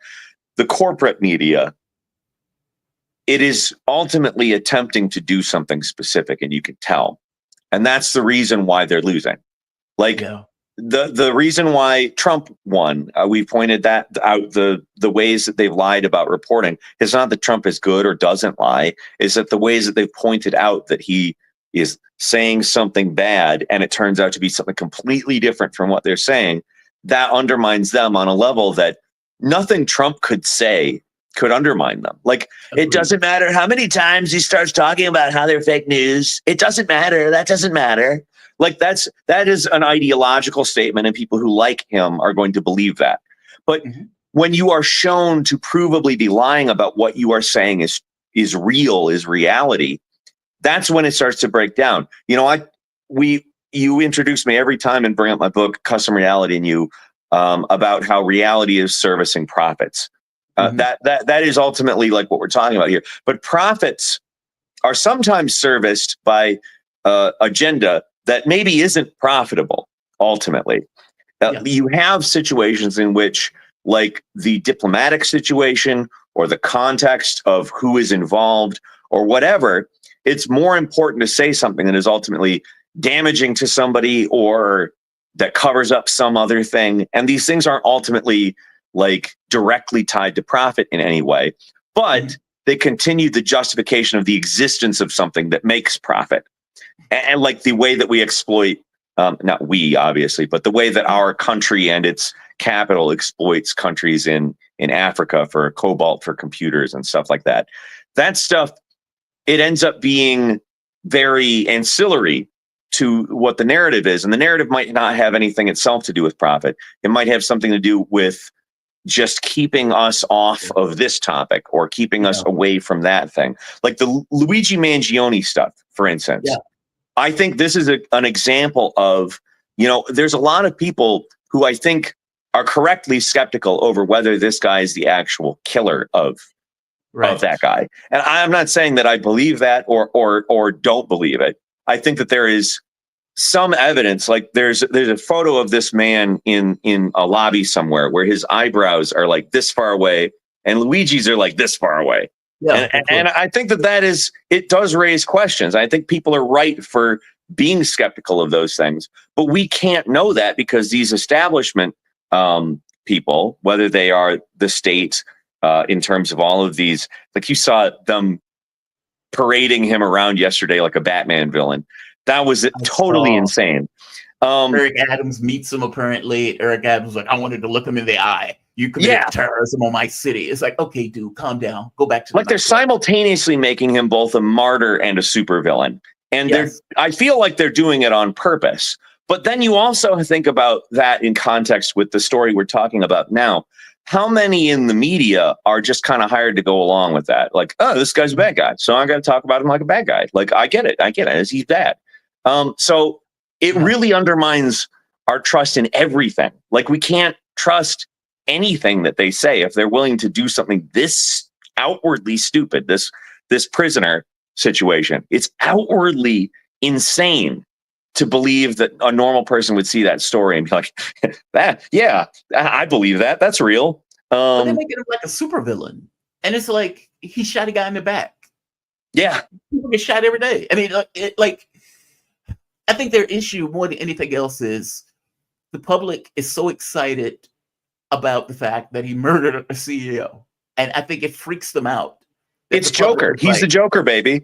Yeah, right. Like that's what it is. Like I'm writing a documentary right now that is actually framing the Luigi situation through both Joker 1 and 2. because it's that and the whole idea is to create this situation where there's two sides that either support him or don't support him. Like they've hyped him up to the point of almost a fetish with a lot of the leftists, because he's not an ugly man at all. He's a pretty good looking guy, and they have used that to develop a fandom. They've and then the other side, they've made him into, like, they're portraying him like frickin' they caught Bane. Like it's insane. Yeah. So I mean, it's very deliberate, and it's obviously a developing situation. I don't have a conclusion to give you on that, but I see the plot of the Joker in this. Like, he killed those Wall Street guys on the subway. He killed Murray Franklin on TV. Like, they've made him into a folk hero in a certain way, in the same way that the Joker was made into a folk hero in his world. It's very, like, it's bizarre to me how similar it is, actually. No, that's a really good point. Yeah, I guess I didn't even think of it. Believe it or not, I haven't seen the Joker, either 1 or 2. I heard 2 was horrible. I heard 1 was really good. Well, people hate the second one because it actually it finishes the point that the first one was making, and people didn't realize it. Fair enough. No, I agree with you on that. I mean, I think the elites look at him and they think to themselves, the public is very excited about the fact that this guy killed the CEO. Yeah. And I think it weirds them out. I think it freaks them out. Like, there's something fundamentally wrong with the system where the public is like, yeah, that's right. Well, good job killing that CEO, shooting that guy in the back.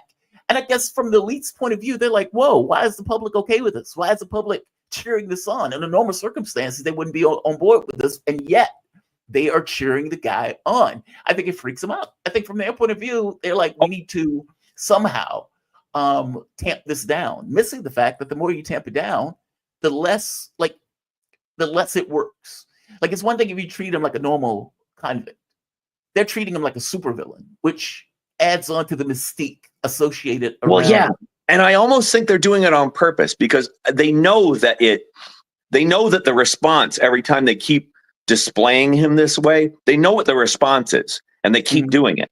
So my belief is that there is some degree of, if they hype a certain group up enough to the point where there's significant support for this guy, they don't really have to justify authoritarian shit that they want to do.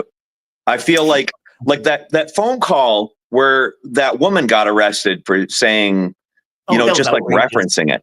Yeah. Like, that type of a thing is what they're foaming at the mouth to do shit like that. Like, they love the idea of imprisoning people for words. They love it. They absolutely fucking love it.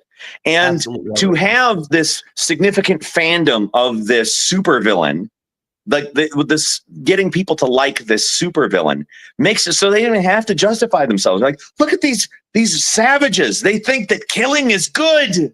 We don't even have to explain why that is bad. We shall just act accordingly. But I don't think they tried to, I don't think they want people to like this guy. I think it boiled down to the context of the nation. Like, people feel like they're being screwed over. And they feel these absolutely are being, whether it's health insurance companies, they don't believe that the government is looking out for their best interests, that they won't go to the mat for them. And that for all intents and purposes, people like these CEOs can give a ton of money to keep things exactly the way they are. So there's no political out. Like, in the normal circumstances, the political space is your branch, is your outlet to try to deal with things that are capitalistic, problematic for the main state of the population. Yes, absolutely. There's no out. There is no. I think they benefit, though, from having the sort of extreme, just a group of people. Like, there's a certain group of people that the way that they're portraying him turns him into a folk hero, a godlike figure, and they're aware of it. And I think that they benefit from having that group of people act that way, because the crazier those people can be made to sound, the easier it is to justify whatever it is that they want to do. Like, they obviously want to clamp down as hard as they can when somebody's shooting a CEO. Like, that terrifies the shit out of them. That's probably like, that's DEFCON 5, Yeah, we can't let this spread. This is too dangerous. This is spread. You know what? I'm to create little around putting knives in CEOs.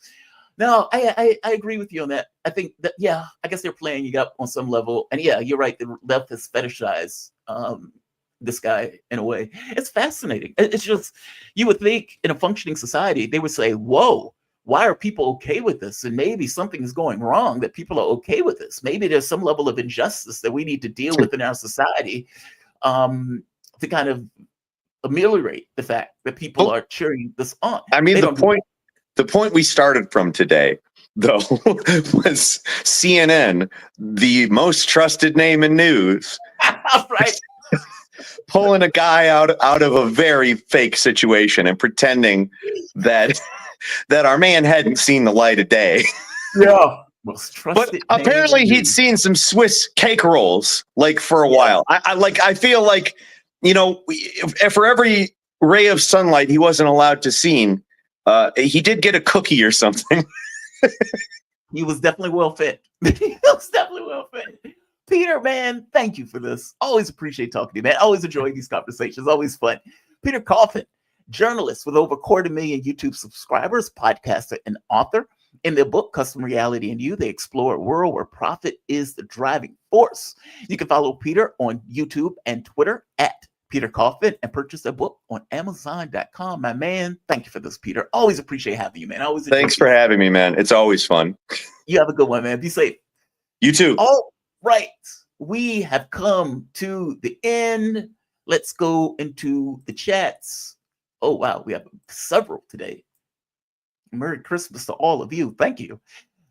President Jafar, you're forgetting Medvedchuk as an option. Well, we did bring it up to him, so we did talk to him about him. He did say he was an option. I remember that guy, because if I remember correctly, he was put in jail and he was exchanged in a prisoner swap for Moscow. So yeah, I remember he was an opposition figure, but keep in mind at this point, they destroyed any opposition party. Zelensky is king for all intents and purposes and a dictator for the foreseeable future. I don't even know if they've scheduled elections at this point. Look, man, for all the talk about us not liking dictatorships, we love dictatorships because it is far easier to deal with one person who's controlling a country as opposed to dealing with a democracy that could come up with a different choice or a different option when they don't necessarily want to go in the way that they're being dictated to. South Korea is a really good example of this. I don't think it's random that what is it? Yoon Suk Yeol, the South Korean president. I don't think it's random at all that he's like, I am now dictator of South Korea. And, you know, no parliament can't meet, public can't assemble, the media is. I don't think that's random in the least. I think the issue boiled down to whether or not South Korea was going to be somewhere where we could depend upon to follow the dictates of U.S. policy. And if that answer was going to be, well, no, because South Korea, an opposition party, is going to look at this saying, why are we at war with China? Why are we at war and pivoting ourselves at this kind of militaristic placement? Well, at that point, the U.S. is like, South Korea clearly needs some freedom. They clearly need some freedom through a dictatorship. Diane Thomas, great show, Jamal. Well, thank you, Mama Thomas. Much appreciated. Sparky, American geopolitical reporters and commentators gotta get up pretty early in the morning to scoop. Jamal Thomas. Thank you, Sparky. Thank you, Sparky. I gotta be honest, man. I didn't sleep at all last night. And I had gotten to the point of thinking, all right, maybe I can hit Andre and push him to later. This was a struggle this morning. But nevertheless, I'm here, still doing the news, wide awake at this point. Once I get going, I'm going for the rest of the day. I'm Sparky. New Romanian NATO base equals original target. Oh, don't say that. I mean, you might be right, Sparky, but all hell will break loose. Yeah, all hell will break loose at that point. I mean, keep in mind, they've destroyed the Romanian election because the guy who was going to take office was somewhat reluctant, put it mildly, to go in that direction. We'll see. I mean, truth be told, this is going to be a very dangerous period from now, and I would argue even after Trump gets in office, because, again, we have no idea what Trump is going to do. And even if Trump has this temperament of wanting to end the war and wanting to end the conflict, is he going to be willing to accept Putin's terms to do so? There's that. I don't know. So We will see, fingers crossed. When I looked at the East Coast time that Jamal casting began this morning, I thought, is he going fishing or something? No, not going fishing. Just doing the news. Doing the news. Let's see. Let's keep going. Sparky. General Kellogg is clueless about what's happening in Ukraine. He thinks that since CIA and the mainstream media narrative matches, it must be true, not realizing mainstream media gets its narrative from the CIA in the first place. Dude, you're so right. So Kellogg came out and said, I'm glad you brought that up because I even had that clip up. All right. He says two things, one of which is right, the other which is completely absurd. In the first clip, he talks about the murder of Kellogg, effectively saying, look, this was not a good idea. And, you know, terrorism and backing terrorists is not necessarily the best thing in the world. It's not the best look in the world. And yet we're given a pass to this kind of terroristic behavior. Would we be okay with this if this is happening on U.S. soil? This is Kellogg. General, is this the killing of this general? Is that a setback for peace talks? Yeah, Stuart, thanks for having me. I don't think it's really a setback, but I would say this. There are rules of warfare, and there are certain things you just kind of don't do. You know, for example, you don't kill wounded soldiers on the battlefield. You're not supposed to kill non-combatants. When you're killing flag officers, general officers, admirals, or generals in their hometown, it's kind of like you kind of extended it. And I don't think it's. Well, again, keep in mind, what they want to do is provoke a Russian response. Ukraine knows full well that they've lost. Zelensky has even said as much, that if we can't get, we don't have the power to take back this territory and everything else. Well, yeah, that's true. You don't have the power to do it, which is the reason why the victory plan was trying to get NATO involved in the war. Meaning, victory plan number one, missiles fired into Russia. Number two, bring Ukraine into NATO. Number three, end the world. That was the victory plan. The other part for Kellogg, though, is ludicrous. Meaning what Kellogg knows is that if we're going to try to have a deal, it damages the prospects of that deal the more escalation that takes place, meaning it's hard to unravel at a certain point. And so, no, it's not necessarily the best thing in the world to go murdering generals that have nothing necessarily to do with the war. On the second front, though, this argument about North Korea is absurd. And under no circumstances have they proved, validated, shown any evidence that North Korean troops are in the battlefield, especially not in the way that Ukraine is talking about. They're using that as an excuse for why they're getting their ass kicked. And they were using it as an excuse to justify this kind of escalation from the standpoint of the Biden administration. Now, considering that we have given them any and every weapon system that they've asked for, even up to F-16s, this idea that Russia can't work with anybody is nonsense. It's none of your business. That said, Kellogg is talking about wave attacks with Russia and North Korea, which is, again, absurd. I don't even know where he's getting this from. Now, as you point out, this could be a CIA talking point, but there's zero evidence for this. He has no idea what the hell he's talking about. Is mass warfare when you use human wave attacks, sort of like the North Koreans are doing right now. You're going to have a huge casualty level. And the casualty levels. That is not the way the Russians fight. That is not the way the Russians fight. He is stuck in the 1940s with the Soviets in wave attacks, in that sense. This is not the way they fought this war.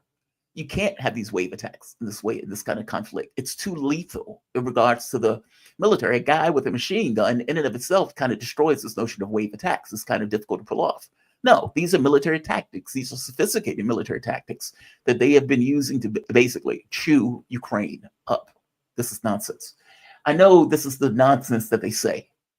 It is disturbing to me that this is the best level of political analysis that he has about the war. He needs to get Mark Sloboda on. Let's keep going. I'm going to let him finish, though. Or around right now with Ukraine and Russia, about 5-1. That's attrition warfare. And you never wanted to get into an attrition fight with the Russians. It's historically how they fight. That's how they fought in World War II. And they just basically overwhelm you by throwing the amount of troops at you. But then your numbers just go way up. And so you go back to what you said earlier, after 1,000 days of war, with 350 or 400,000 Russian dead, with 150,000 Ukrainian dead. He is out of his mind if he believes that. He is out of his goddamn mind if he believes that. Ukraine is suffering manpower shortages left and right. Russia's not. And from the standpoint of the number of people whose lives are being lost, the death toll for Ukraine is easily up to 400,000 or 500,000 people dead. I don't know what that exact number is. Andrei Telejenko said the number was at 1 million. I don't know if it's that high, but it's damn sure high. Kursk region, Bakhmut, all of these places, Ukraine was getting crushed. And they were calling them fire sacks, where you would get the troops that were basically trapped in a cauldron and just effectively annihilate them because they couldn't necessarily not defend that position. Meaning, if I get you to defend a position that you can't leave, and you must stay there to defend, and I just keep killing you over and over and over and over again. That's what many of these places ended up being. This is nonsense. Zelensky came out with this idea that they only lost 30,000 people. Again, farcical, completely farcical. It's concerning that this is Kellogg's analysis of what is happening. A, they have no evidence for North Koreans. B, Russia is not losing as many troops as Ukraine is. Ukraine is like 5-1 in regards to the number of losses from the standpoint of Russia to North Korea. From my understanding, it's around 100,000 Russians, around 500, 600,000 Ukrainians. And again, you can see that just by looking at the manpower shortages that Ukraine is experiencing. It's not that they have North Koreans coming onto the battlefield. I don't even know why the Russians would use North Koreans on the battlefield when they've been able to expand their own military up to nearly 1 million men. It's nonsense. Yeah, I agree with you, Sparky. It's a bit disconcerting that this is the level of common sense or analysis that Kellogg has. Red Dragon, brother, that Billy Carson analysis the other day was priceless. Billy Carson is so full of shit. I'm sorry, he is. I didn't even like that video, to be honest. I was rushing when I was doing the video, but he is so. If you are, if you get mad at somebody and your comeback to being mad at the person is saying, all of these poor people, these poor, stupid idiots are attacking me. Okay, then you have an issue. Like your ego, your sense of self is so tiny. Because keep in mind, they're not saying that because they have this good sense of self, that they have this good sense of who they are, that they hold their shape, that their ego is strong and sufficient. You're going there for something that's purely external because your feelings were hurt. Billy Carson got humiliated in a debate. And for somebody who just makes shit up for the entirety of their career, to be so thin-skinned when somebody points out that you're full of shit, it's pretty astonishing. Carson went to the guy's house at like 2 a.m, knocking on the guy's door. Carson had sent the guy all of these texts. He apparently got his legal system involved with cease and desist letters, all because he got hammered and got humiliated, radically so, in a debate. He then goes onto his page, onto his site, and does like a 3-hour bitch fest about, oh, my dog ate my homework, the sun was in my eyes, somebody farted and it threw me off, I couldn't remember a fact, the guy, I had a band-aid because I was sick and I nearly died, and then 2 days later I'm in a debate and he took advantage of me because I nearly died in the debate. Look at my Scooby-Doo band-aid, look at my Scooby-Doo band-aid, that's evidence that I nearly died. It was absurd. And then when his own audience turns against him, he turns around calling people poor and saying they were poor idiots and talk about, oh, I have my elevator. I fell asleep in my movie theater. Dude, you made your money without contributing anything to society. Full stop. Even a porn star, at the very least, makes people happy. Your job has been to put out misinformation and nonsense for the entirety of your career. Just reams and volumes of just shit that you came up with. And you have used that and monetized conspiracy theories. Fair enough. There's a market for everything. Fair enough. But let's just be very clear. You've added no value to existence at all. When you finally drop dead and your head hit the ground, you may indeed be rich, but it won't be for anything that you did that was valuable. There's a difference in those things. Just the idea that you're calling somebody poor. A school teacher who's making $30,000 a year contributes more to this society than Carson ever will. Full stop. Full stop. Carson will be a billionaire, and that school teacher will be far more effective, far more valuable, probably, considering the conversation that Carson was having in that video, a much better person. If you want to show somebody that you're a shitty person, you know what you do? You go out and call people poor. Call people poor. Is Trump wanting to get rid of the debt ceiling so money can be entirely support Israel while screwing over the U.S.? No. I mean, don't get me wrong. He's going to give money to Israel, so I don't doubt that. I don't think that's why he wants to get rid of the debt ceiling, though. He doesn't want it to be used against him in the same way that they were able to use it against Obama. So, like I said, when Obama was in office, if you remember, Obama said, I'm love and light. I am, hope and change, and I'm going to be above it all.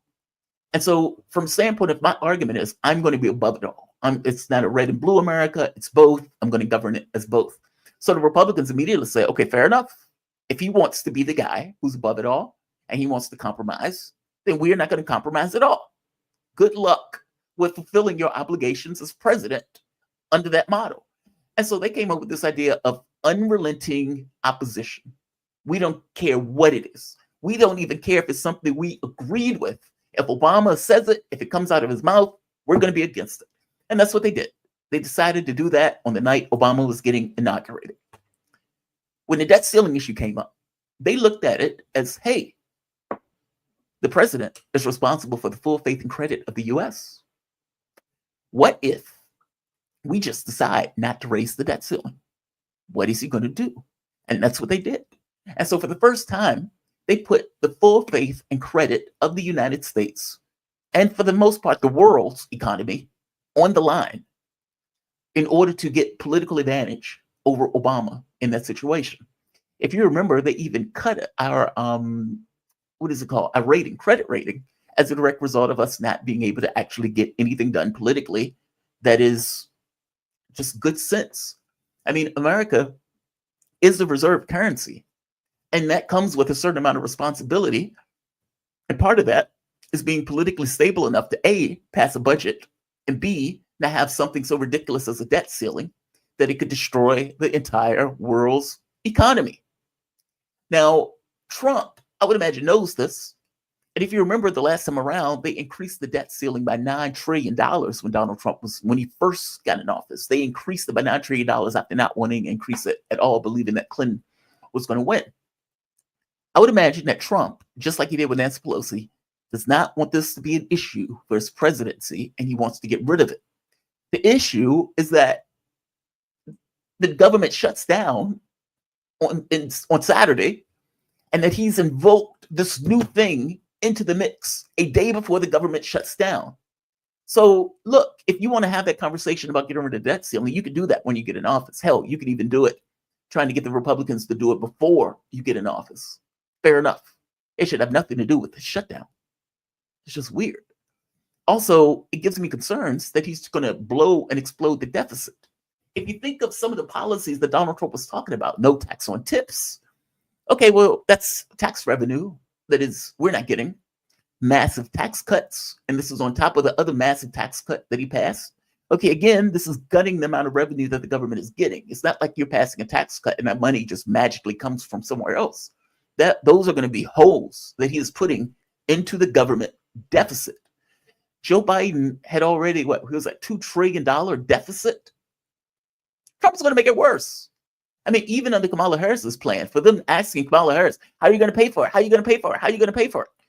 Trump's plans easily balloon the budget or the deficit more than Harris's plans, as moderate and milquetoast as those plans that Kamala Harris was going to put forward with. Nevertheless, they kept asking Harris, how are you going to pay for it? How are you going to pay for it? It is the weirdest thing in the world. At no point did they ask Trump, hey, how are you going to make up this budget deficit? How are you going to, cover all of this money that you plan on spending? I mean, after all, tax cuts cost money. That's revenue that the government is not getting. And if we're already $2 trillion deficit, meaning each year, $2 trillion more than what we're bringing in, then aren't you just going to balloon the deficit that much more? Well, Trump, I would imagine, knows that, in which case he wants to increase the debt ceiling.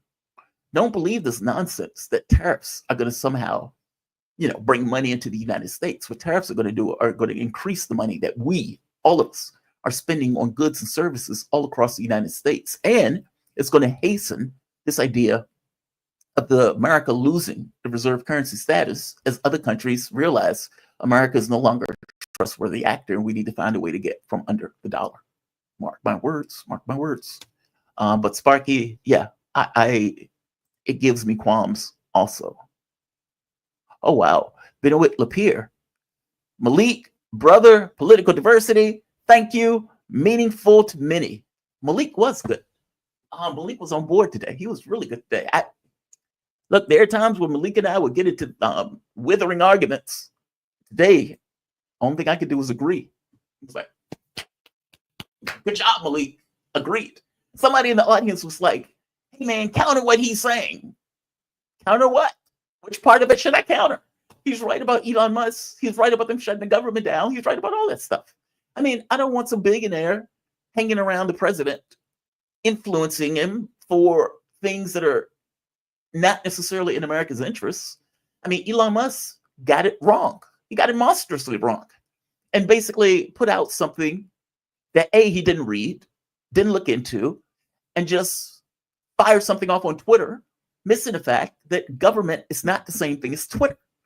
Like, you could say whatever you want on Twitter, you can make whatever you want. Government is different. There was a 1,500-page bill that Musk, I would wager to you, didn't read not one word of. And yet, he was able to kill it over something that didn't even exist. That is astonishing.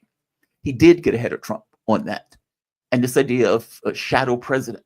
Yeah, there may be the left or liberals having to go at Trump and Musk, but they are right. He is acting like a shadow president. He did get ahead of Donald Trump. He didn't get any votes in this election. He should have no power in this administration, short of some kind of advisory role. And the idea he was able to kill a bill is outrageous. It's fucking outrageous. When mentioning Soros, it should always be pointed out Soros is a front man for the CIA. Soros has helped the CIA since the setup NGOs to foment discord in Eastern Europe during the Cold War. You're absolutely right. The NED, National Endowment for Democracy, NSED, all of these groups are fronts for the CIA. The CIA even said as much. They pointed out once before that it's like, look, man, it is far more difficult for us as a CIA to go into a country in order to foment some kind of discontent, as opposed to having a NGO, a non-government organization, which is still a quasi-governmental organization because the money has to be coming from somewhere. It's even in the name, National Endowment for Democracy.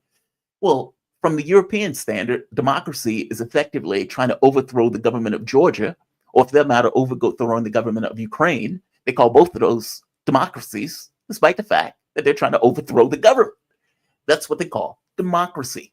South Korea, if you remember, the president overthrew the government under this notion of democracy.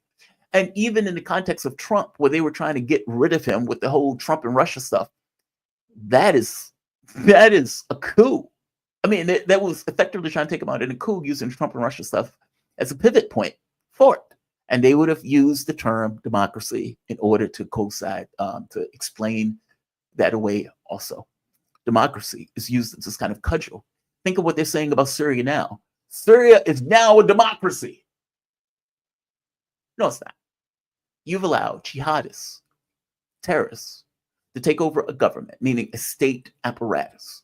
And in the same way that the Mujahideen eventually turned into the Taliban, or for that matter, Al-Qaeda, we will pay for this. Blowback. We've seen this story before. And for whatever particular reason, they're acting like this is a great thing that Assad is gone. And now these religious minorities are either going to be killed, expelled, Women who used to be on the beach in bikinis are now going to have to wear burqas. I mean, this is not a good outcome for the people on the ground any more than it was for the people in Iraq or for the people in Libya when we overthrew those governments. I understand that you may not like the leader of those countries, but the fact of the matter is destroying the government and having a situation where they're selling slaves in Libya, or where you have ISIS taking over Syria and Iraq. I mean, that is not a good outcome, especially for the people who have to live through that. So for all of these people who think this is great, okay, you move to Syria and live under the terrorist state that is now in charge and in power. It is not going to be a democracy. In fact, to make that point clearer, in Syria, there was a massive protest that took place. I believe this was yesterday. And at the protests, they were protesting that they wanted a secular government. Basically, we don't want these terrorists taking over our government and changing the way things are.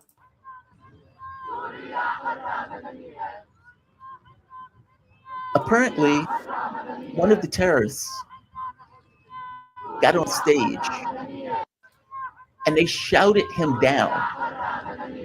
They shouted him down right here. I don't speak the language, but at the same token, there's a printout below it. Here's another one. وهذا ما أوحي إلى النبي صلى الله عليه وسلم ومن تابع سيرة النبي صلى الله. I want you to notice something also. He's there with a gun. He has a gun wrapped around. عليه وسلم يرى كثيرا من السياسة الشرعية وإقامة الدولة إن شاء الله عز وجل. Now, at a certain point, they start shouting at him. اطمئنوا سوريا حرة أبية. Now, at a certain point, they start shouting at him because they don't like what he's saying when he gets into this idea of they're screaming like secular, or something like that. The reason that this protest came about is because there was an interview. And in the interview, one of the questions was asked about women in education. And he pointed out, he says, look, we're okay with women getting education, but, you know, there would be a problem if they try to get certain jobs because there needs to be jobs that women and their nature can do. And it's like, what? What do you mean women and their nature can do? What the hell does that mean? Now, I had an interview once with the Taliban after they took over Afghanistan. And then I had the communications person for the Taliban. And I think that's when Farron was on the show.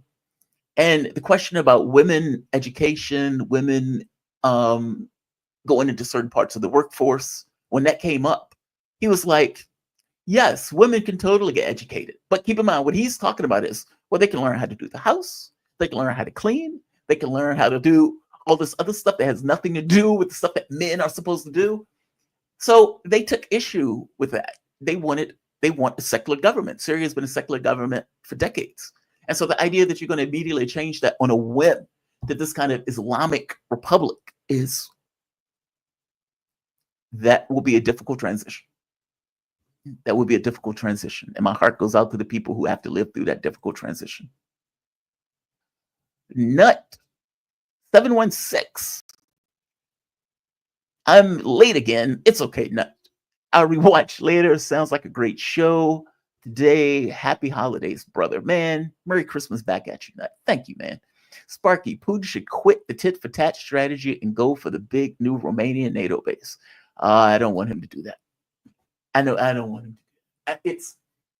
It's satisfying. I get it. But that has consequences. And for whatever Putin's ills or weaknesses, he has been pragmatic. That pragmatism has been used as weakness. Fair enough. And there's also this kind of risk that if you continue to be pragmatic, they were willing to test you more, thinking that you're not going to go beyond a certain point. So that's also true. Hitting Romania will be radically escalatory. It'll be radically escalatory in a situation where he's trying to keep it stable. Sparky, and not to mention, they've won the war. Like, this is one of those things they're trying to close a one war. It's like trying to win a one game. You don't necessarily want to disrupt the apple cart. Sparky, does Zelensky know too much? Will NATO allow him to survive the war? I can't answer that, Sparky. I can't answer that, man. I can't answer it. President Jafar, Reagan and Joe Biden proves the role of president means absolutely nothing. Glorified ceremonial roles. I don't buy that. I don't buy that. I know what you mean. You're saying it because Joe Biden is out of his goddamn mind and has been out of his mind since day one. But it's not ceremonial. I mean, it's doing something. There are policy choices that need to be made. There are decisions that need to be acted upon. There's domestic policy that needs to be defended, or for that matter, pushed. I mean, it does matter. It's just that you've had ineffective, out of their mind leaders in the position. So I feel you, Jafar. Your cousin Joe is here. What is this? Tikiana? Welcome to the show, Joe. Thank you for this. That's my cousin, godson. Aren't you afraid Putin will deploy North Korean GMO super soldiers to invade the United States? They seem to be terrified of that. That North Korean soldiers are just going to parachute in and attack America. Ebony Knights 85. Whoa. Thank you, Ebony Knights. Thank you, man. I appreciate it. Thank you for that. Yeah, thank you for that. Guys, thank you. When I said that you guys support the show, you really do. You keep the show going. Like I told Malik, this first week, everything went wrong. And there are times where I think, is this going to work? Things move so slow in regards.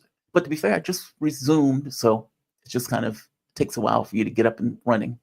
But I appreciate all the support you guys have given with this.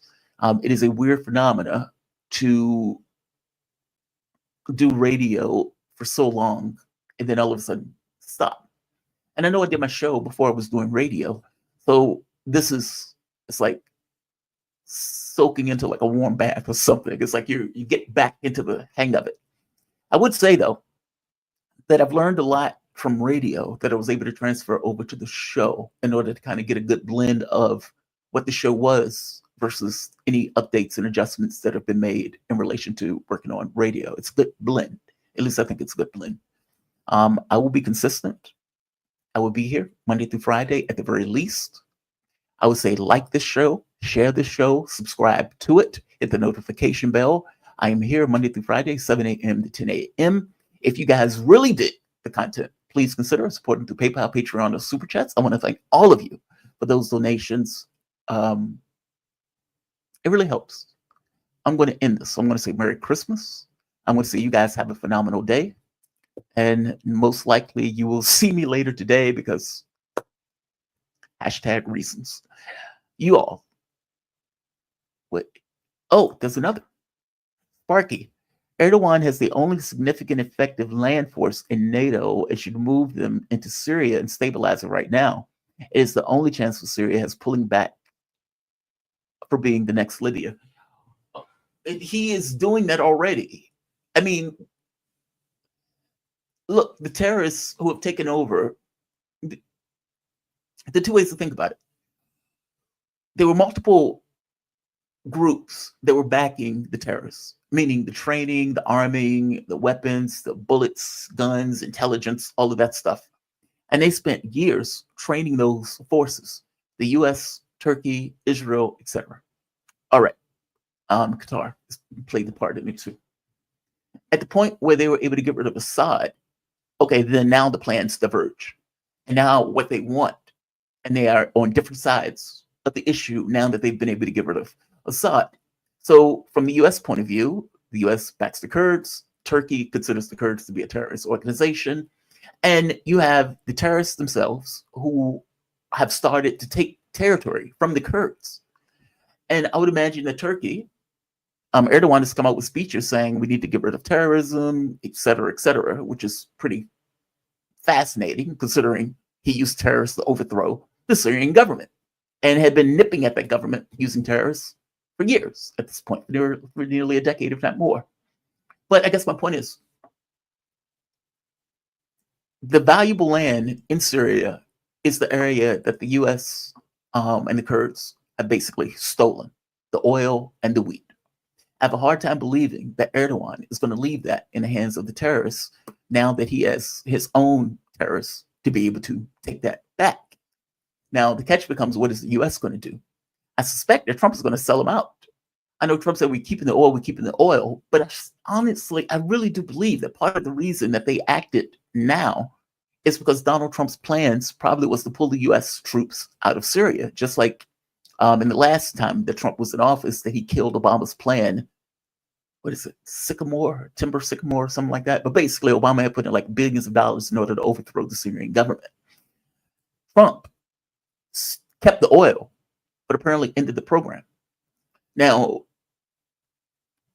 it is very possible, and I really do believe that part of the reason that they're taking certain actions around the world is because they're trying to Trump-proof the world, basically to maintain U.S. orthodoxy in the way that it is, by Trump-proofing the world. Now, I could be wrong in that, but either way you look at it, Erdogan is doing that. Erdogan is doing that. He's using his terrorists to do it, meaning basically he's using his proxy force. And he's assisting, or his military is assisting, using drones and other technology. But yeah, he is doing that. Is that enough to keep it together? I don't know. I mean, keep in mind, HTS is made up of multiple groups. It's not just one group. And many of these people are from outside of Syria. I mean, there's a reason why Jelani is saying, he's considering giving citizenship to various people from the other places that it's assisted in overthrowing the Syrian government.